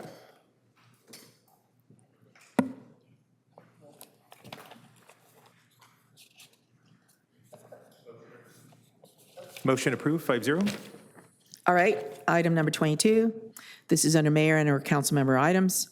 This is a request by Councilmember Joyce and myself to direct staff to develop a plan to designate Oceanside's East Side neighborhood as a historical East Side cultural district. The goals of this designation would include enabling community control over new art in the park and surrounding places, establishing a funding stream to create historical landmark plaques, support the maintenance of cultural art, and integrate historical preservation of historic residential structures, and with all new projects in the district. Lastly, it would support Latino-owned businesses currently existing in the district and potentially expand opportunity for culturally affirming business opportunities. Yeah, go ahead. Good evening, colleagues and public. I'm really excited to briefly speak about this the historic designation of the neighborhood. We all know that the East Side is a historic neighborhood.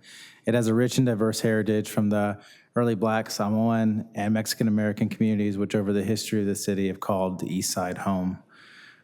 We are seeking to recognize this history, one that holds the stories of great challenge and oppression, but more importantly, the resilience of Oceanside's people residing in the East Side. So as the mayor said, this would enable the community to guide new art. It would establish funding streams potentially for historic landmarks and placards and welcome to East Side neighborhood signs, support local Latino-owned businesses, and create that culturally affirming business opportunities.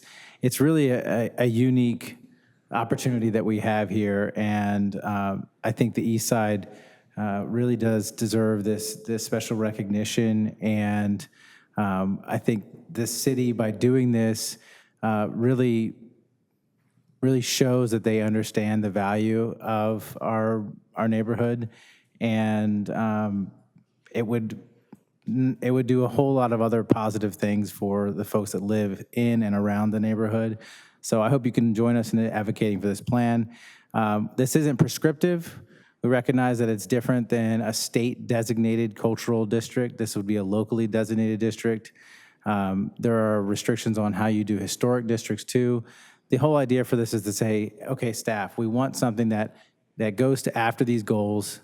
Could you investigate and figure out what the next steps are? We had a conversation with folks that have expertise in this area, and they talked about historic structures as being part of the overall need too. So really we want staff to move forward and to investigate the different ideas and pathways to getting this done because it's long overdue for such a special and unique neighborhood in our city. Yeah, that's a motion, right? That's the motion. Yeah, so I'll go ahead and second. And do we have people who would like to speak on this? Yes, we have one speaker. Chairman Navarro. Shema. Ms. Navarro? I'm back. Good afternoon, Mayor, council members.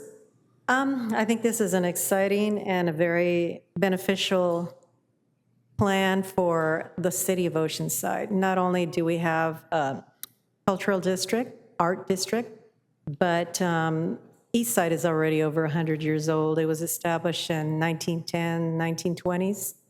We've gone over 100 years, and I think that it deserves recognition, like Eric said. It is getting recognition, and north of Chicano Park, in collaboration with Chicano Park, Joe Balderrama is creating kind of like a unity with them, and they'll be recognizing us as muralists and artists. On December 7th is the unveiling. They've adopted Joe Balderrama Park as their sister park. People are starting to recognize that. Actually, I was contacted by Professor Mondalvo from Cal State San Marcos, and he's a professor of ethnic studies, and he wants to make Joe Balderrama Park part of his classes every year. So he's going to be touring with all his students on November, and they will be touring not only the murals, but the neighborhood, because there's a lot of history behind it. So I definitely think that this little tiny neighborhood has grown so much, and it's being so recognized all over San Diego already knows what's going on. Thanks to Joanne and Mike Lagos, they expanded the knowledge and the interest for this neighborhood. So I think that's beneficial to everybody, not only as a cultural district, but as a historical one too. I already see it as historical, and so does everybody else. and the Historical Society already recognizes it, so I think it's a good thing. Thank you for your time. Thank you, Ms. Navarro. Yeah. So we do have Councilmember Robinson wanting to speak. I want to go ahead and speak as the second council member first, and then let you speak. Thank you. You all know that I was born and raised in Oceanside, born at Community Hospital on Ditmar, Oceanside Community Hospital. And my dad came into Oceanside when he was 7 years old, into the East Side. And he was there, he came when he was 7 with his family, brothers, one sister, and then also with his uncle's family. And they came from Texas. Not much of a border back then. So they were there in Texas, they were farm workers. And as we all remember or know through reading, I know because I listened to all the stories about it, the Depression, the failure of the crops, Grapes of Wrath. This is a book and also a movie that is often referred to for this time period, where a lot of folks just were trying to follow crops that just weren't there and just kept going from town to town to town. My dad came with his family all the way to Oceanside, and they picked here, they picked all over the place, but this is where they lived. And so in doing this project, this murals project, and also referring to all the history that we have in the East Side, Barrio Pozole, it was the first, I hear that that Solana Beach had the first colonia. I don't know. I think it was really the East Side community, right, Oceanside, that did. Because if you listen to the interview with Lucy Chavez, who was a councilwoman in the 80s, her dad came into Oceanside starting just before the 1900s. So he came in 1888, something like that, about the time that we were being incorporated. He went back and forth over the border because he was here from Mexico. And so we know that during the Civil War in Mexico, there was a lot of movement. And so that's why there's reference to 1910. But really this community, this neighborhood was on the other side of the downtown. There was that canyon, the canyon that we all know. And there was no real road, right? There was this is a community that started, and one of the last communities back then to get paved roads, to get lights, to get water, to get sewer. And this community worked really, really closely to even get itself to be recognized as a district so they could tax themselves to make this happen. This is a very, very rich cultural area. Has been Latino, but over time, because of Camp Pendleton coming in, there became like base housing in this neighborhood. What was it called? Sterling Homes, yes. You remember, Zeb, yeah.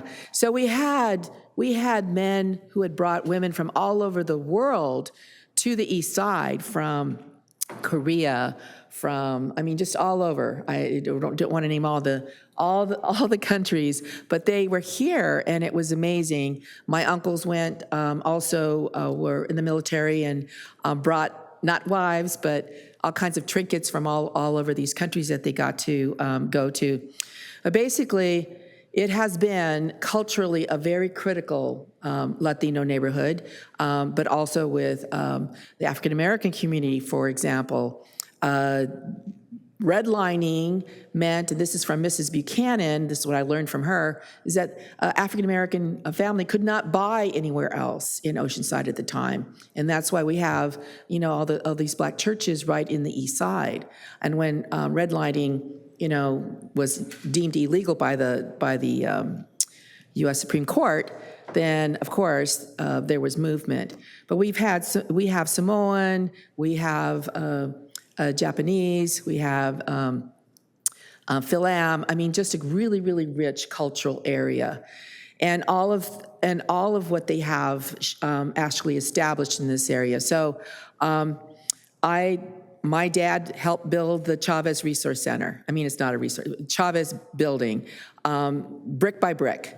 I mean, this community, my ancestors helped build the East Side. So there's like a lot that's happened here.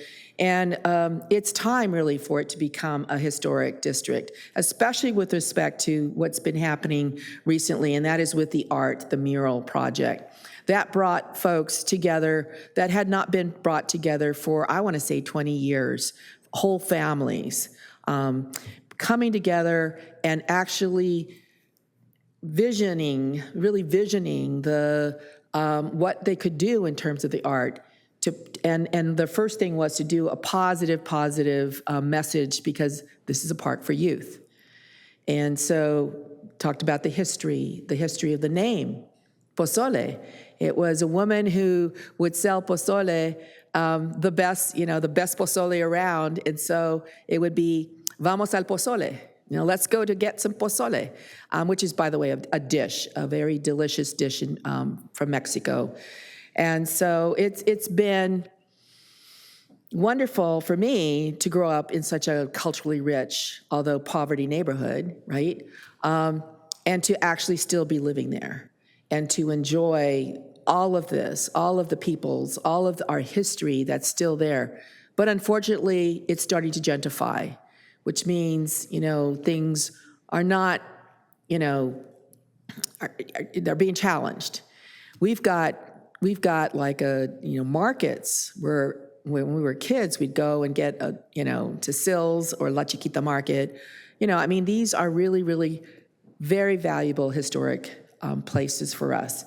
So I do feel I've read that you could do it nationally, you could do it state, or you can do it locally. And the best, as I understand it, is locally, a historic designation. So, and the Historical Society has really spent a lot of time with oral histories. They're there, they're on tape. And again, that interview with Lucy Chavez, I urge you to listen to that interview by KOCT. It's pretty phenomenal. I think it was done like in the 80s.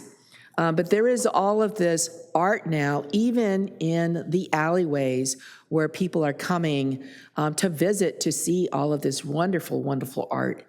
So I'm probably trying to sell this to the community, actually, that this is a pretty phenomenal place in Oceanside. As South O is, the East Side is.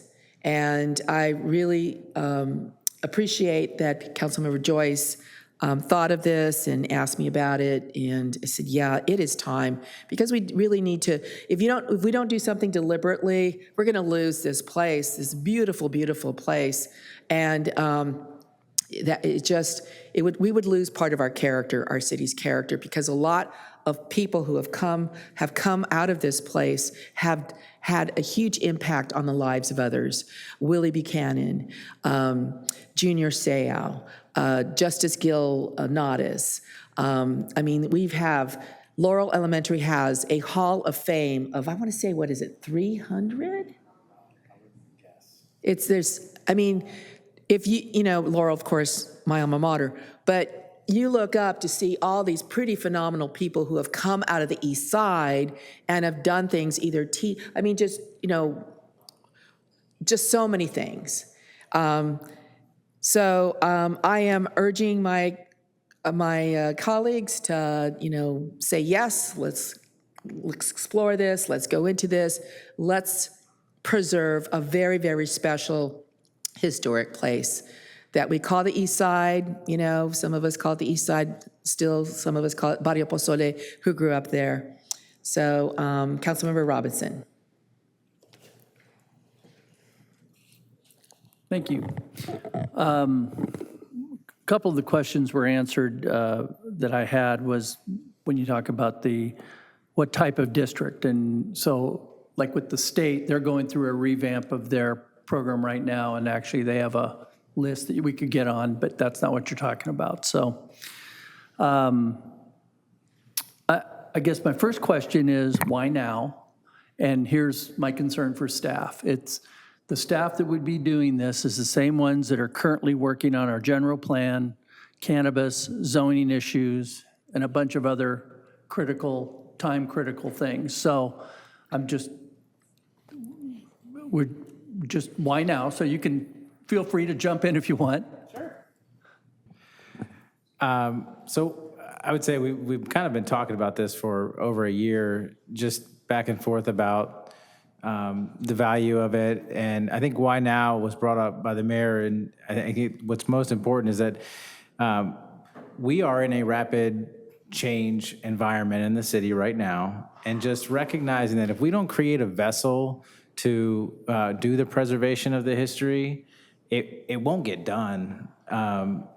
And the mural project really did spur, it spurred a lot of creative juices, so to speak, in the neighborhood, but also it also created a contact with a history that a lot of folks shared when they came together to work on that. And just the recognition that not only that, but just the preservation of those murals themselves require maintenance. They require a vessel of responsibility, somebody to take responsibility for it. So one possible outcome of this is that there's a nonprofit organization like in Chicano Park that does do the maintenance of the murals, and that we oversee or help them with that. We listed a handful of things in here. It doesn't mean the outcome's going to include every single one. It'd be great if we met all the goals there. I think the community would be way better off for it. But what I would love is that in the conversations with staff, there are people who do this as a living, that know how to do this as consultants, and they would first look at the community and develop what's called a historic statement. And that would basically say, like, this is the assets, the historical assets of the community, and this is kind of the options that you could go with. And I think we can get as deep as we want to into why this will be problematic, but I think the simple answer is just to have staff investigate possibilities and then talk about it So after. I guess my clock's running while you're talking, so.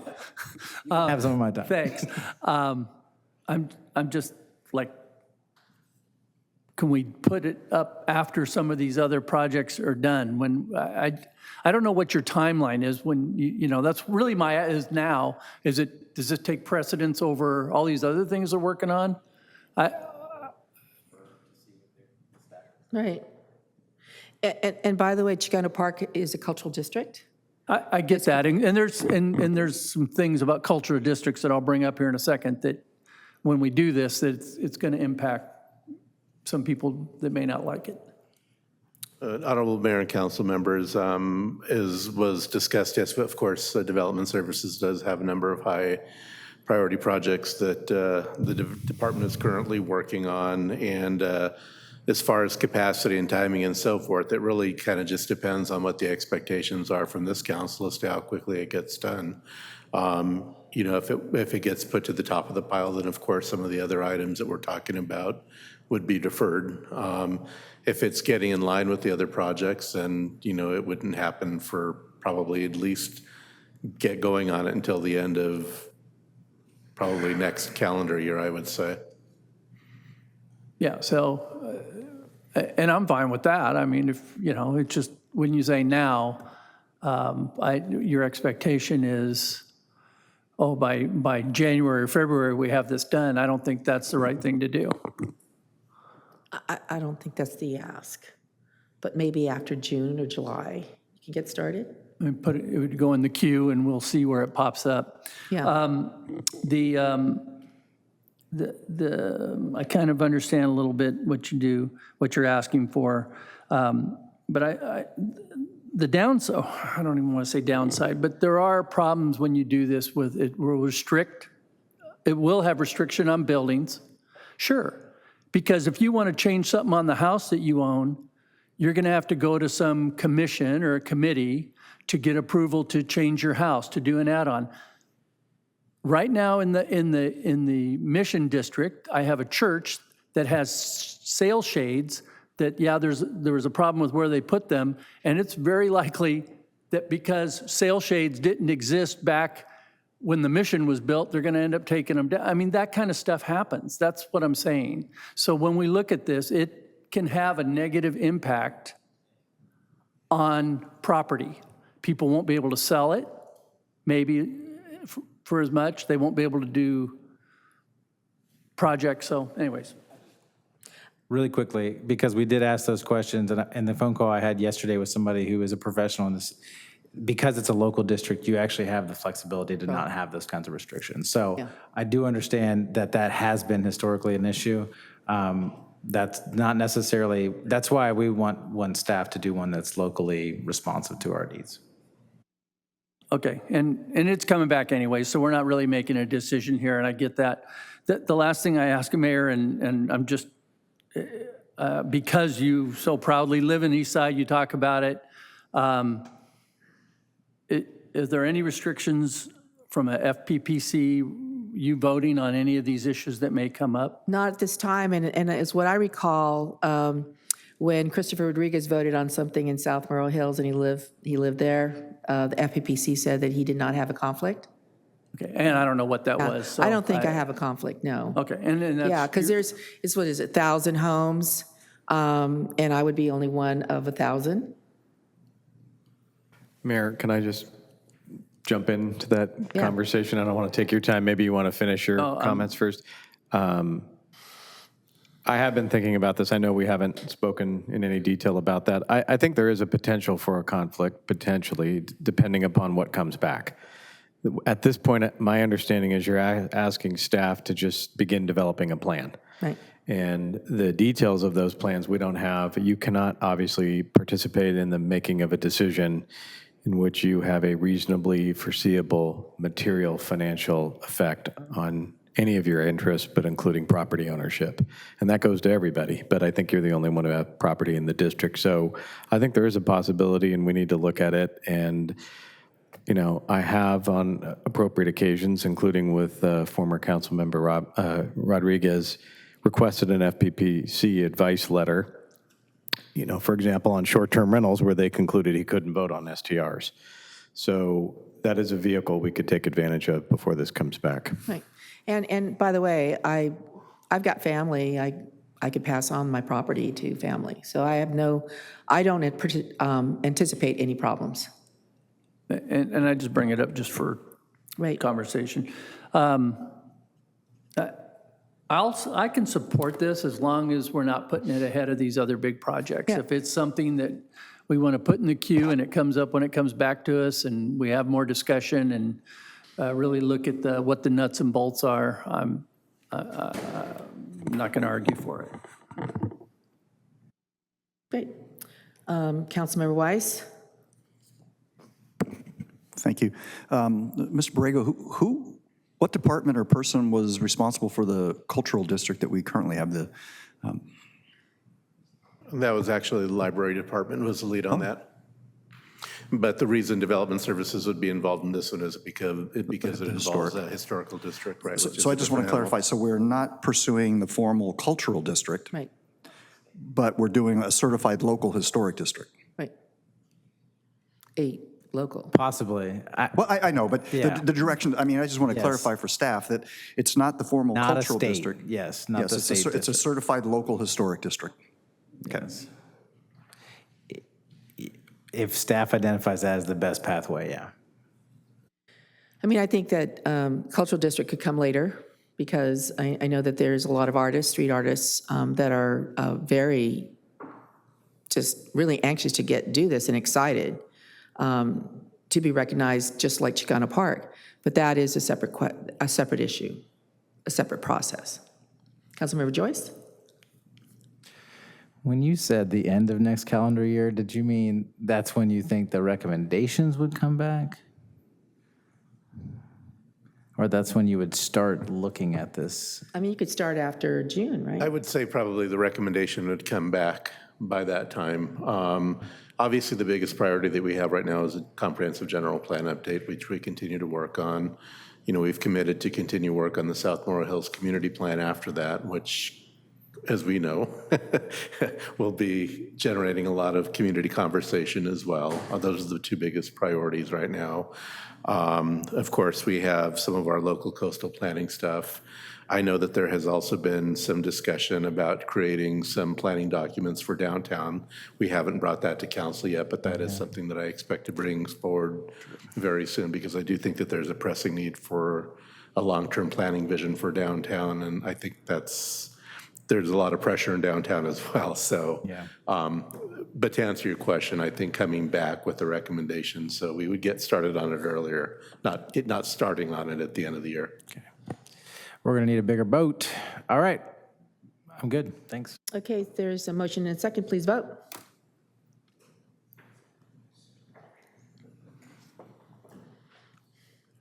Motion approved, 5-0. Great, thank you very much.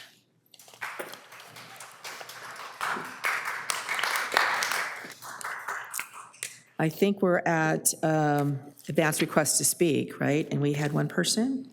Yes, and that is, I'm looking for it because I'm still not used to this. Daniel Dominguez, Mr. Dominguez.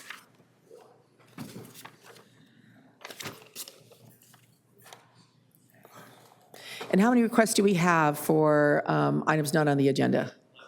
11, okay.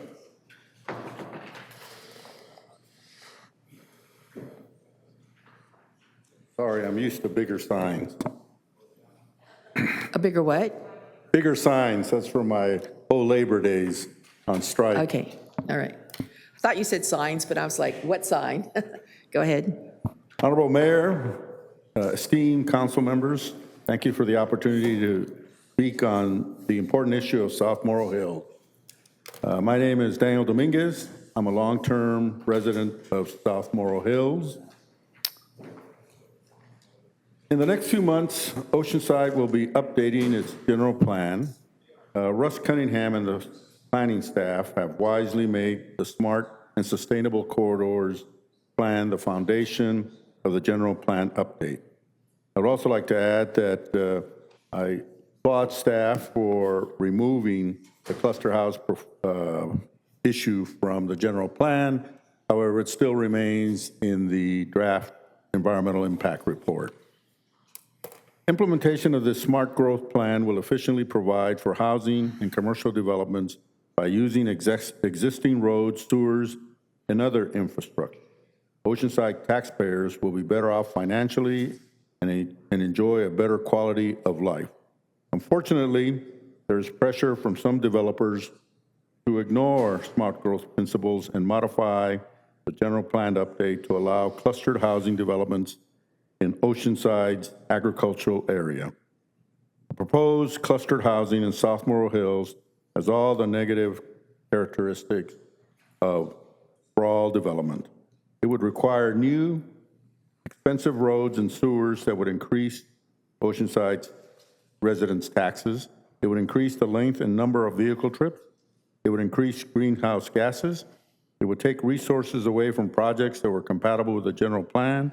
And most of all, it would increase the conflicts between homeowners and farmers, creating a hornet's nest of litigation because the pesticides and assorted other farming practices make it even more difficult to farm. The City of Oceanside has no requirements or obligation to approve or facilitate suburban sprawl developments that replace or eliminate farmland. With respect to South Morro Hills, the City Council is responsible for protecting and maintaining land use designations that reflect and comply with the wishes of the citizens of Oceanside. These wishes could not be clearer. Oceanside voters overwhelmingly voted by a 2/3 majority to protect the last remaining farmland in the city from sprawl when they voted for Proposition L. Cluster housing is nothing more than suburban sprawl. Anything that results in multiple houses per acre is suburban sprawl. What automatically comes from suburban sprawl is noise, pollution, light pollution, loss of wildlife habitat, and additional demands on the city's already overstressed water, sewer, police, fire, and social service resources. Also, loads of additional traffic on our already overcrowded roads and highways. All these things erode the quality of life for Oceanside citizens. We do not want the quality of our lives to be eroded. Open space and local agriculture are treasures which need to be protected. We expect our elected city council members to represent the interests and desires of Oceanside citizens. We are keenly interested in this and look forward to a constructive collaboration with the city to protect the elements which make Oceanside a wonderful place to live. Please consider the negative impacts of clustered housing in Oceanside's agricultural area. Once you replace farmland with houses, the farmland is gone forever. I would also like to note that some of us, the residents of Morro Hills, sent out a survey to the council requesting that they answer these 3 questions. Are you committed to preserve the remaining land in Oceanside that is designated as farmland? Will you commit to supporting small farmers by protecting the current minimum lot size at 2.5 acres for single family members? And will you commit that all infrastructure costs to support conversion to farmland or any other use will be paid by the developer, not the taxpayers of Oceanside? Unfortunately, only one person responded, and that was Mayor Sanchez. Very disheartening. With that, thank you very much for your time. Thank you. Thank you. All right, so you want to get started on the on number 21? Communications for the public regarding items not on this agenda. You said 11? 11. So begin with Gwendolyn Home, followed by Christopher Griffiths, followed by Chiwa Slater. Oh, there it is on my screen. Gwendolyn? No. Okay. Good evening, Mayor Sanchez, City Council members, and city executives. I'm a resident of the Rancho del Oro area between Vista Way and Oceanside Boulevard, just north of our Sprinter station. At the September 11th council meeting, my neighbor, Eric Bradbury, addressed you and shared concerns about the NCTD North County Transit District exclusive negotiation agreement regarding the RDO Sprinter. And he also asked that you all remove from the master plan the RDO Vista Way and 78 interchange project. And so today I want to focus on, or tonight, focus on the RDA ENA that was approved by the NCTD May 16th, kicking off an 18-month work out the details process that was written about in the Tribune. I was feeling very flat-footed when I found out that such a large project was in my backyard, but we are where we are. And so thankfully, this past Sunday's Tribune had an article about the Oceanside Transit Center ENA, and that said, quote, "New documents offer the best view of the plans." And so I'll follow the Transit Center implementation to learn what to expect on the RDO Sprinter project. And for those not familiar with it, it's a small plot of land, just over 2 acres, and they're planning 98 apartments there for affordable housing. It'll be tight, but I think it's doable, but I'm concerned about the impacts of the additional people, the traffic, et cetera. And so following the Transit Center's implementation serve as a pathfinder and a guide, if you will, of what to expect for our RDO project. So in closing, my neighbors and I may return to you to address our concerns and our issues about the RDO Sprinter ENA. Thank you very much. Thank you very much. Christopher Griffiths, welcome again to Oceanside. Hey, thank you so much. My name's Christopher Griffiths, 432 Edge Hill Lane. I'm a national public speaker, human rights advocate, and I'm the executive director of We the People Advocates, a locally based 501c4 nonprofit organization. I'm here today just to introduce myself and my organization. We are battling slavery. We are trying to end slavery in all forms in the United States of America. And I take phone calls from parents all over the United States and the world, including in the local area, who are dealing with official oppression that has led to situations of human trafficking. Children are being kidnapped from their parents on a massive scale. This is happening everywhere, and it's disheartening. I get calls from crying parents on a daily basis who are up in arms, and they have no idea what to do about the situation. My children were also kidnapped. I have 5 beautiful babies that I haven't seen in close to 6 years. This is an issue that affects all of us. If there is one person who is enslaved, we are all dealing with a serious issue. Nobody deserves to live a life of slavery or to not be able to raise their own children or to be excommunicated from the lives of their children.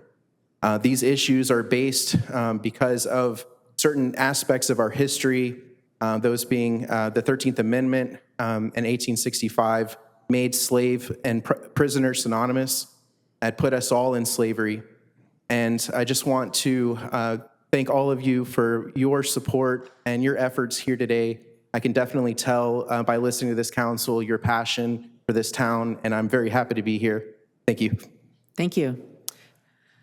Chiwa Slater, followed by Eric Bradbury.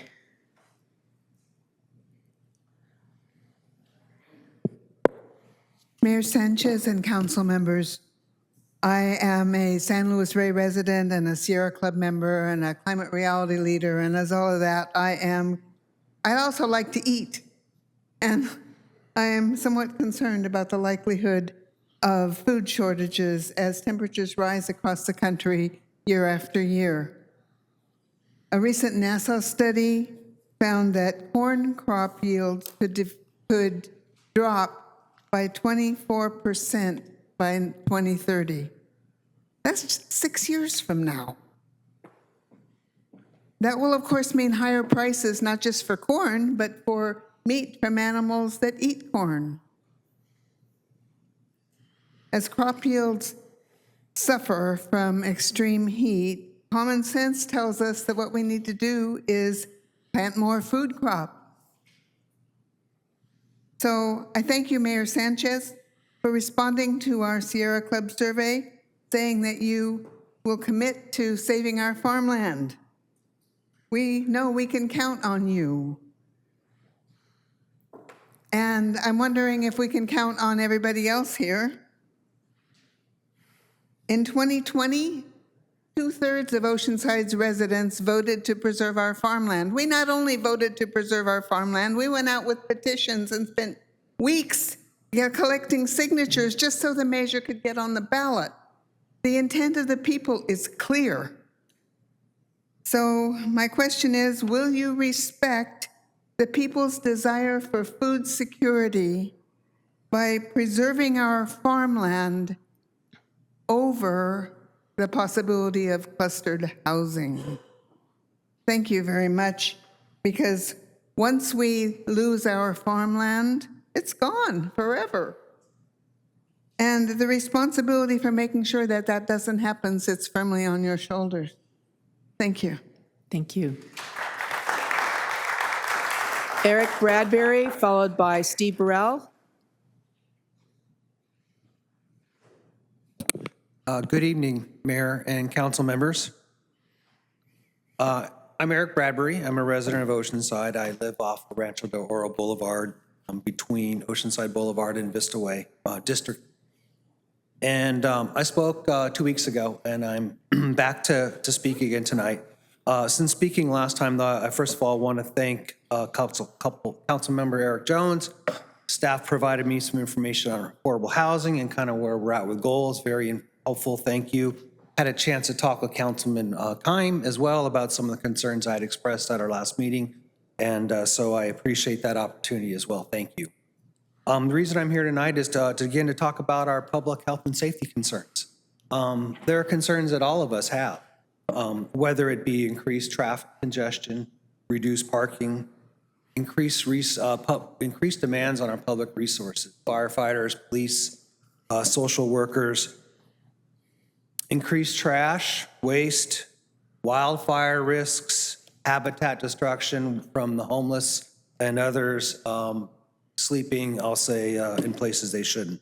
It all focused around public safety. But what has spurred me to be here today and last time has to do now with North County Transit District's plan to build affordable housing both at the Melrose Station, at the Rancho del Oro Station. prior speaker mentioned the RDO site is an incredibly small site, just across from the Front Wave Credit Union. And the fact that North County Transit District is getting in the business of building housing is a little bit of a concern of mine, which piqued my curiosity. And then to find out that at least there's been an exclusive negotiation arrangement, an 18-month arrangement, at least to have NCTD talk with Father Joe's Villages about managing the RDO station. And that itself is concerning. I know, I'm sure many of you do know that Father Joe's does a lot of good work, but it attracts also a lot of folks that maybe aren't in that program and can get in that program. If you've seen downtown San Diego, you've seen the Father Joe's Villages down there. They attract a lot of other folks that just create with it problems. So what I'm requesting for the council tonight, quite frankly, is just 5 things. Stakeholder input regarding traffic congestion, parking, and other concerns around the North County Transit District plans. Like to see that we have adequate public safety resource staffing, not just the funding, but that we fill the vacant positions that are out there. Like to see guardrails around the homeless and others that may congregate around these Sprinter station developments that don't live on the station but live in the canyons adjacent to it. Big problem and a big concern. Last thing is just wait. Let's the other Sprinter stations complete at Crouch Street and at the Transit Center before we approve any more activity.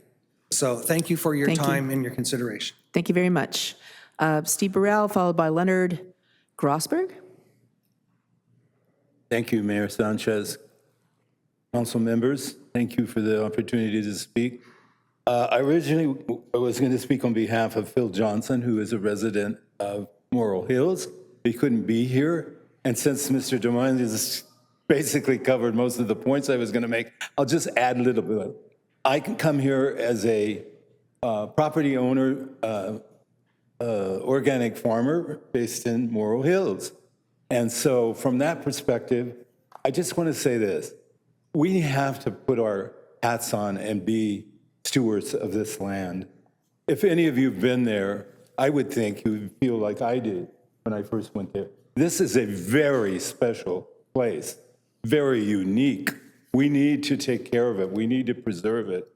I come from an agricultural family. I understand how hard it is to make a living, particularly now, with all of the things that are going against us in terms of cost of doing business. But nonetheless, we've got to protect and preserve when we have an opportunity, especially with this piece of land in the city limits and in Southern California.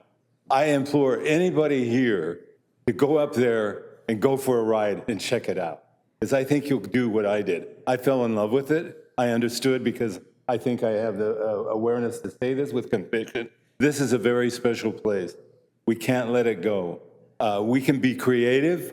We can, like Brother Knox here said, we can look at other ways to use it to benefit this community. We have a farmer's market where most of the growth there, the grow there, is not grown here. It's grown in the valley. Why is it that we can't do something to do cooperative efforts to particularly help the people who need the food, help them grow it? And we can be creative. We can do things. This notion of concept of agricultural tourism, we need to dive into that and see what we can do to do that. Find other ways to make this as productive as it could be from a financial point of view, but also from just the quality of life side of things. Do what we can to save it. Thank you. Thank you. Leonard Grossberg, followed by Jimmy Knott.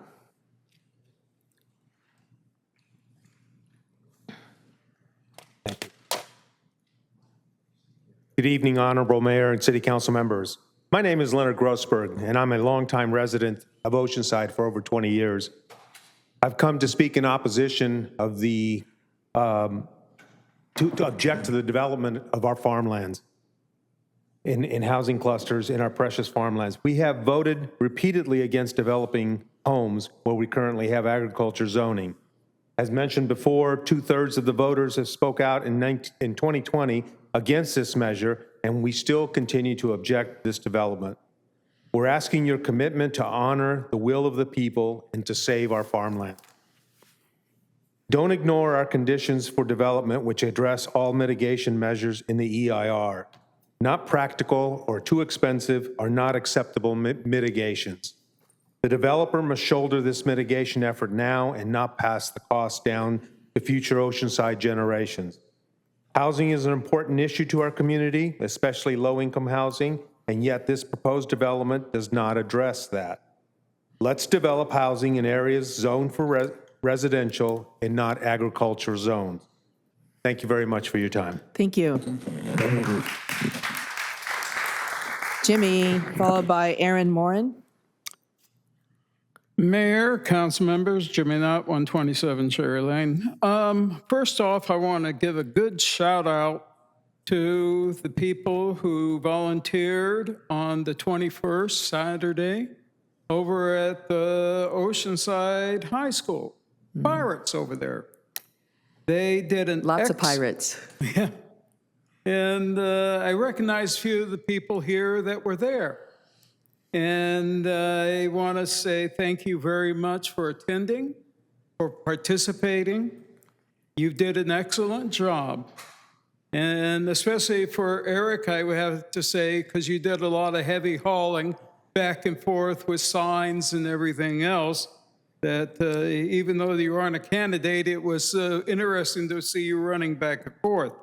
But also I wanted to take and recognize OKC, the Oceanside Kitchen Collaborative, for feeding everybody. They fed everybody. Wow. I didn't which know I that. really want to commend. And the only thing I wish it was on a regular school day, because it was a great civics lesson. And we need to have our students know what our local government does. Instead of being voluntary on a weekend, and especially a beautiful weekend when the beach looks so enticing. But there's also other things that we can do here locally. And that is, number one, I've been attending a couple of debates. We're doing pretty well. Most of them have not been really good debates. They've been question and answer periods. And wink, nod, grimace a little bit, mostly respectful, I shall say. A couple of grimaces, shall I say. We need some more real debates. One side, another, back and forth, so that they can get some actual back and forth ideas going, including here in the chambers. We need to have like 1.5 minutes candidate introduction and a 1.5 minute dream or vision for Oceanside so that the candidates can introduce themselves, because they may be sitting right next to you. And they may be right over here helping us. I would love to see that. And I would love to see some things that would take and help us and give a vision for the rest of us to inspire us. Thank you. Thank you, Jimmy. All right, Aaron, followed by Michaela Ramirez. Hi. Hi, Council, Mayor. I want to start out by saying my mother passed away in January of 2024.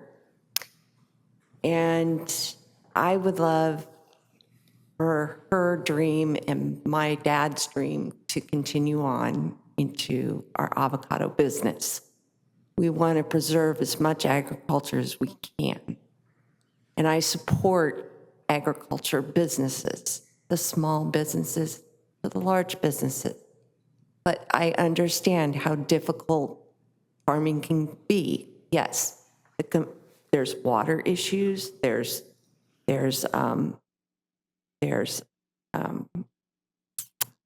market issues to Mexico, to Chile, to people that are out there selling they want to get into the international competition.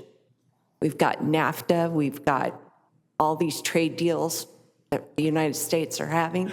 They're impacting farming, and they were the worst. But the message I want to bring today is that we preserve our farmlands indefinitely, because putting sewer and putting infrastructure out there, you might as well look at Measure X to be indefinite, because that's what's going to happen. It's a very costly and very expensive upkeep maintenance. You're looking at staff. You're looking at a lot of thick paperwork from staff and the studies and everything. Which is more important? The staff, the study, the paperwork, the taxes, the Mello-Roos that's going to have to be put on to the taxpayer of that house? You got to really think about that. Because when NRF went in, Esther was right. It was a Mello-Roos. And that's going to be really costly and very expensive to get those upkeeps and maintenance and all of it. So please, let's preserve our farmland and let's preserve our open space, because sustainability corridor should stay sustainability corridor, not develop. Thank you. Thank you. Michaela Ramirez, followed by Lotus Burnquist, followed by Diane Nygaard, and I think that's it. Hi, thank you, Mayor and City Council members. I'm back again. No, I'm just kidding. Just wanted to say thank you and let you guys show a little video of appreciation of the type of person that will be attending the event October 4th. Thanks to the city and everyone that is backing the What's Your Superpower event. We're able to have athletes like him. Upside down. Upside down. It's upside down.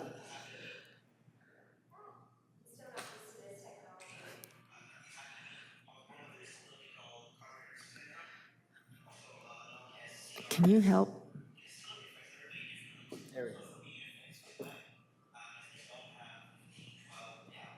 Can we get the mic?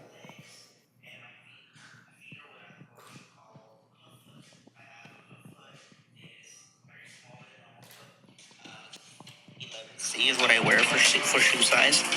And then my legs, I'm not able to stretch them out completely straight. That's why it looks like I'm constantly sitting on my knees. Due to the webbing, I'm not able to stretch them out. So that's why I'm always sitting the way I am or standing the way they am or where they are behind me. But that's why I walk on my hands, ride my board, and in heavily crowded areas, you'll see me use my wheelchair. Stay tuned for more facts about Carter-Ricketson syndrome and the way it affects me and how I deal with it.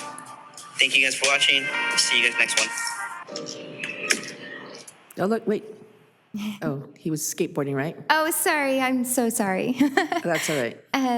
Yeah, so I just wanted to let you guys know that thanks to the event, we're able to host, and as of right now, athletes like Eddie, we have a little boy that's coming that's 11 years old, that's going to be both doing wheelchair and the skate component.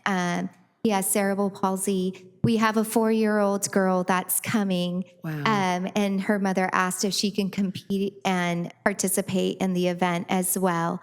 I just want to say thank you. This is a demographic that is heavily hit, that goes with our whole youth sobriety event, you know, just spreading that light for the kids and just letting them know that there's different people that believe in them and believe regardless of what ability you have, you can conquer anything in life if you believe in yourself.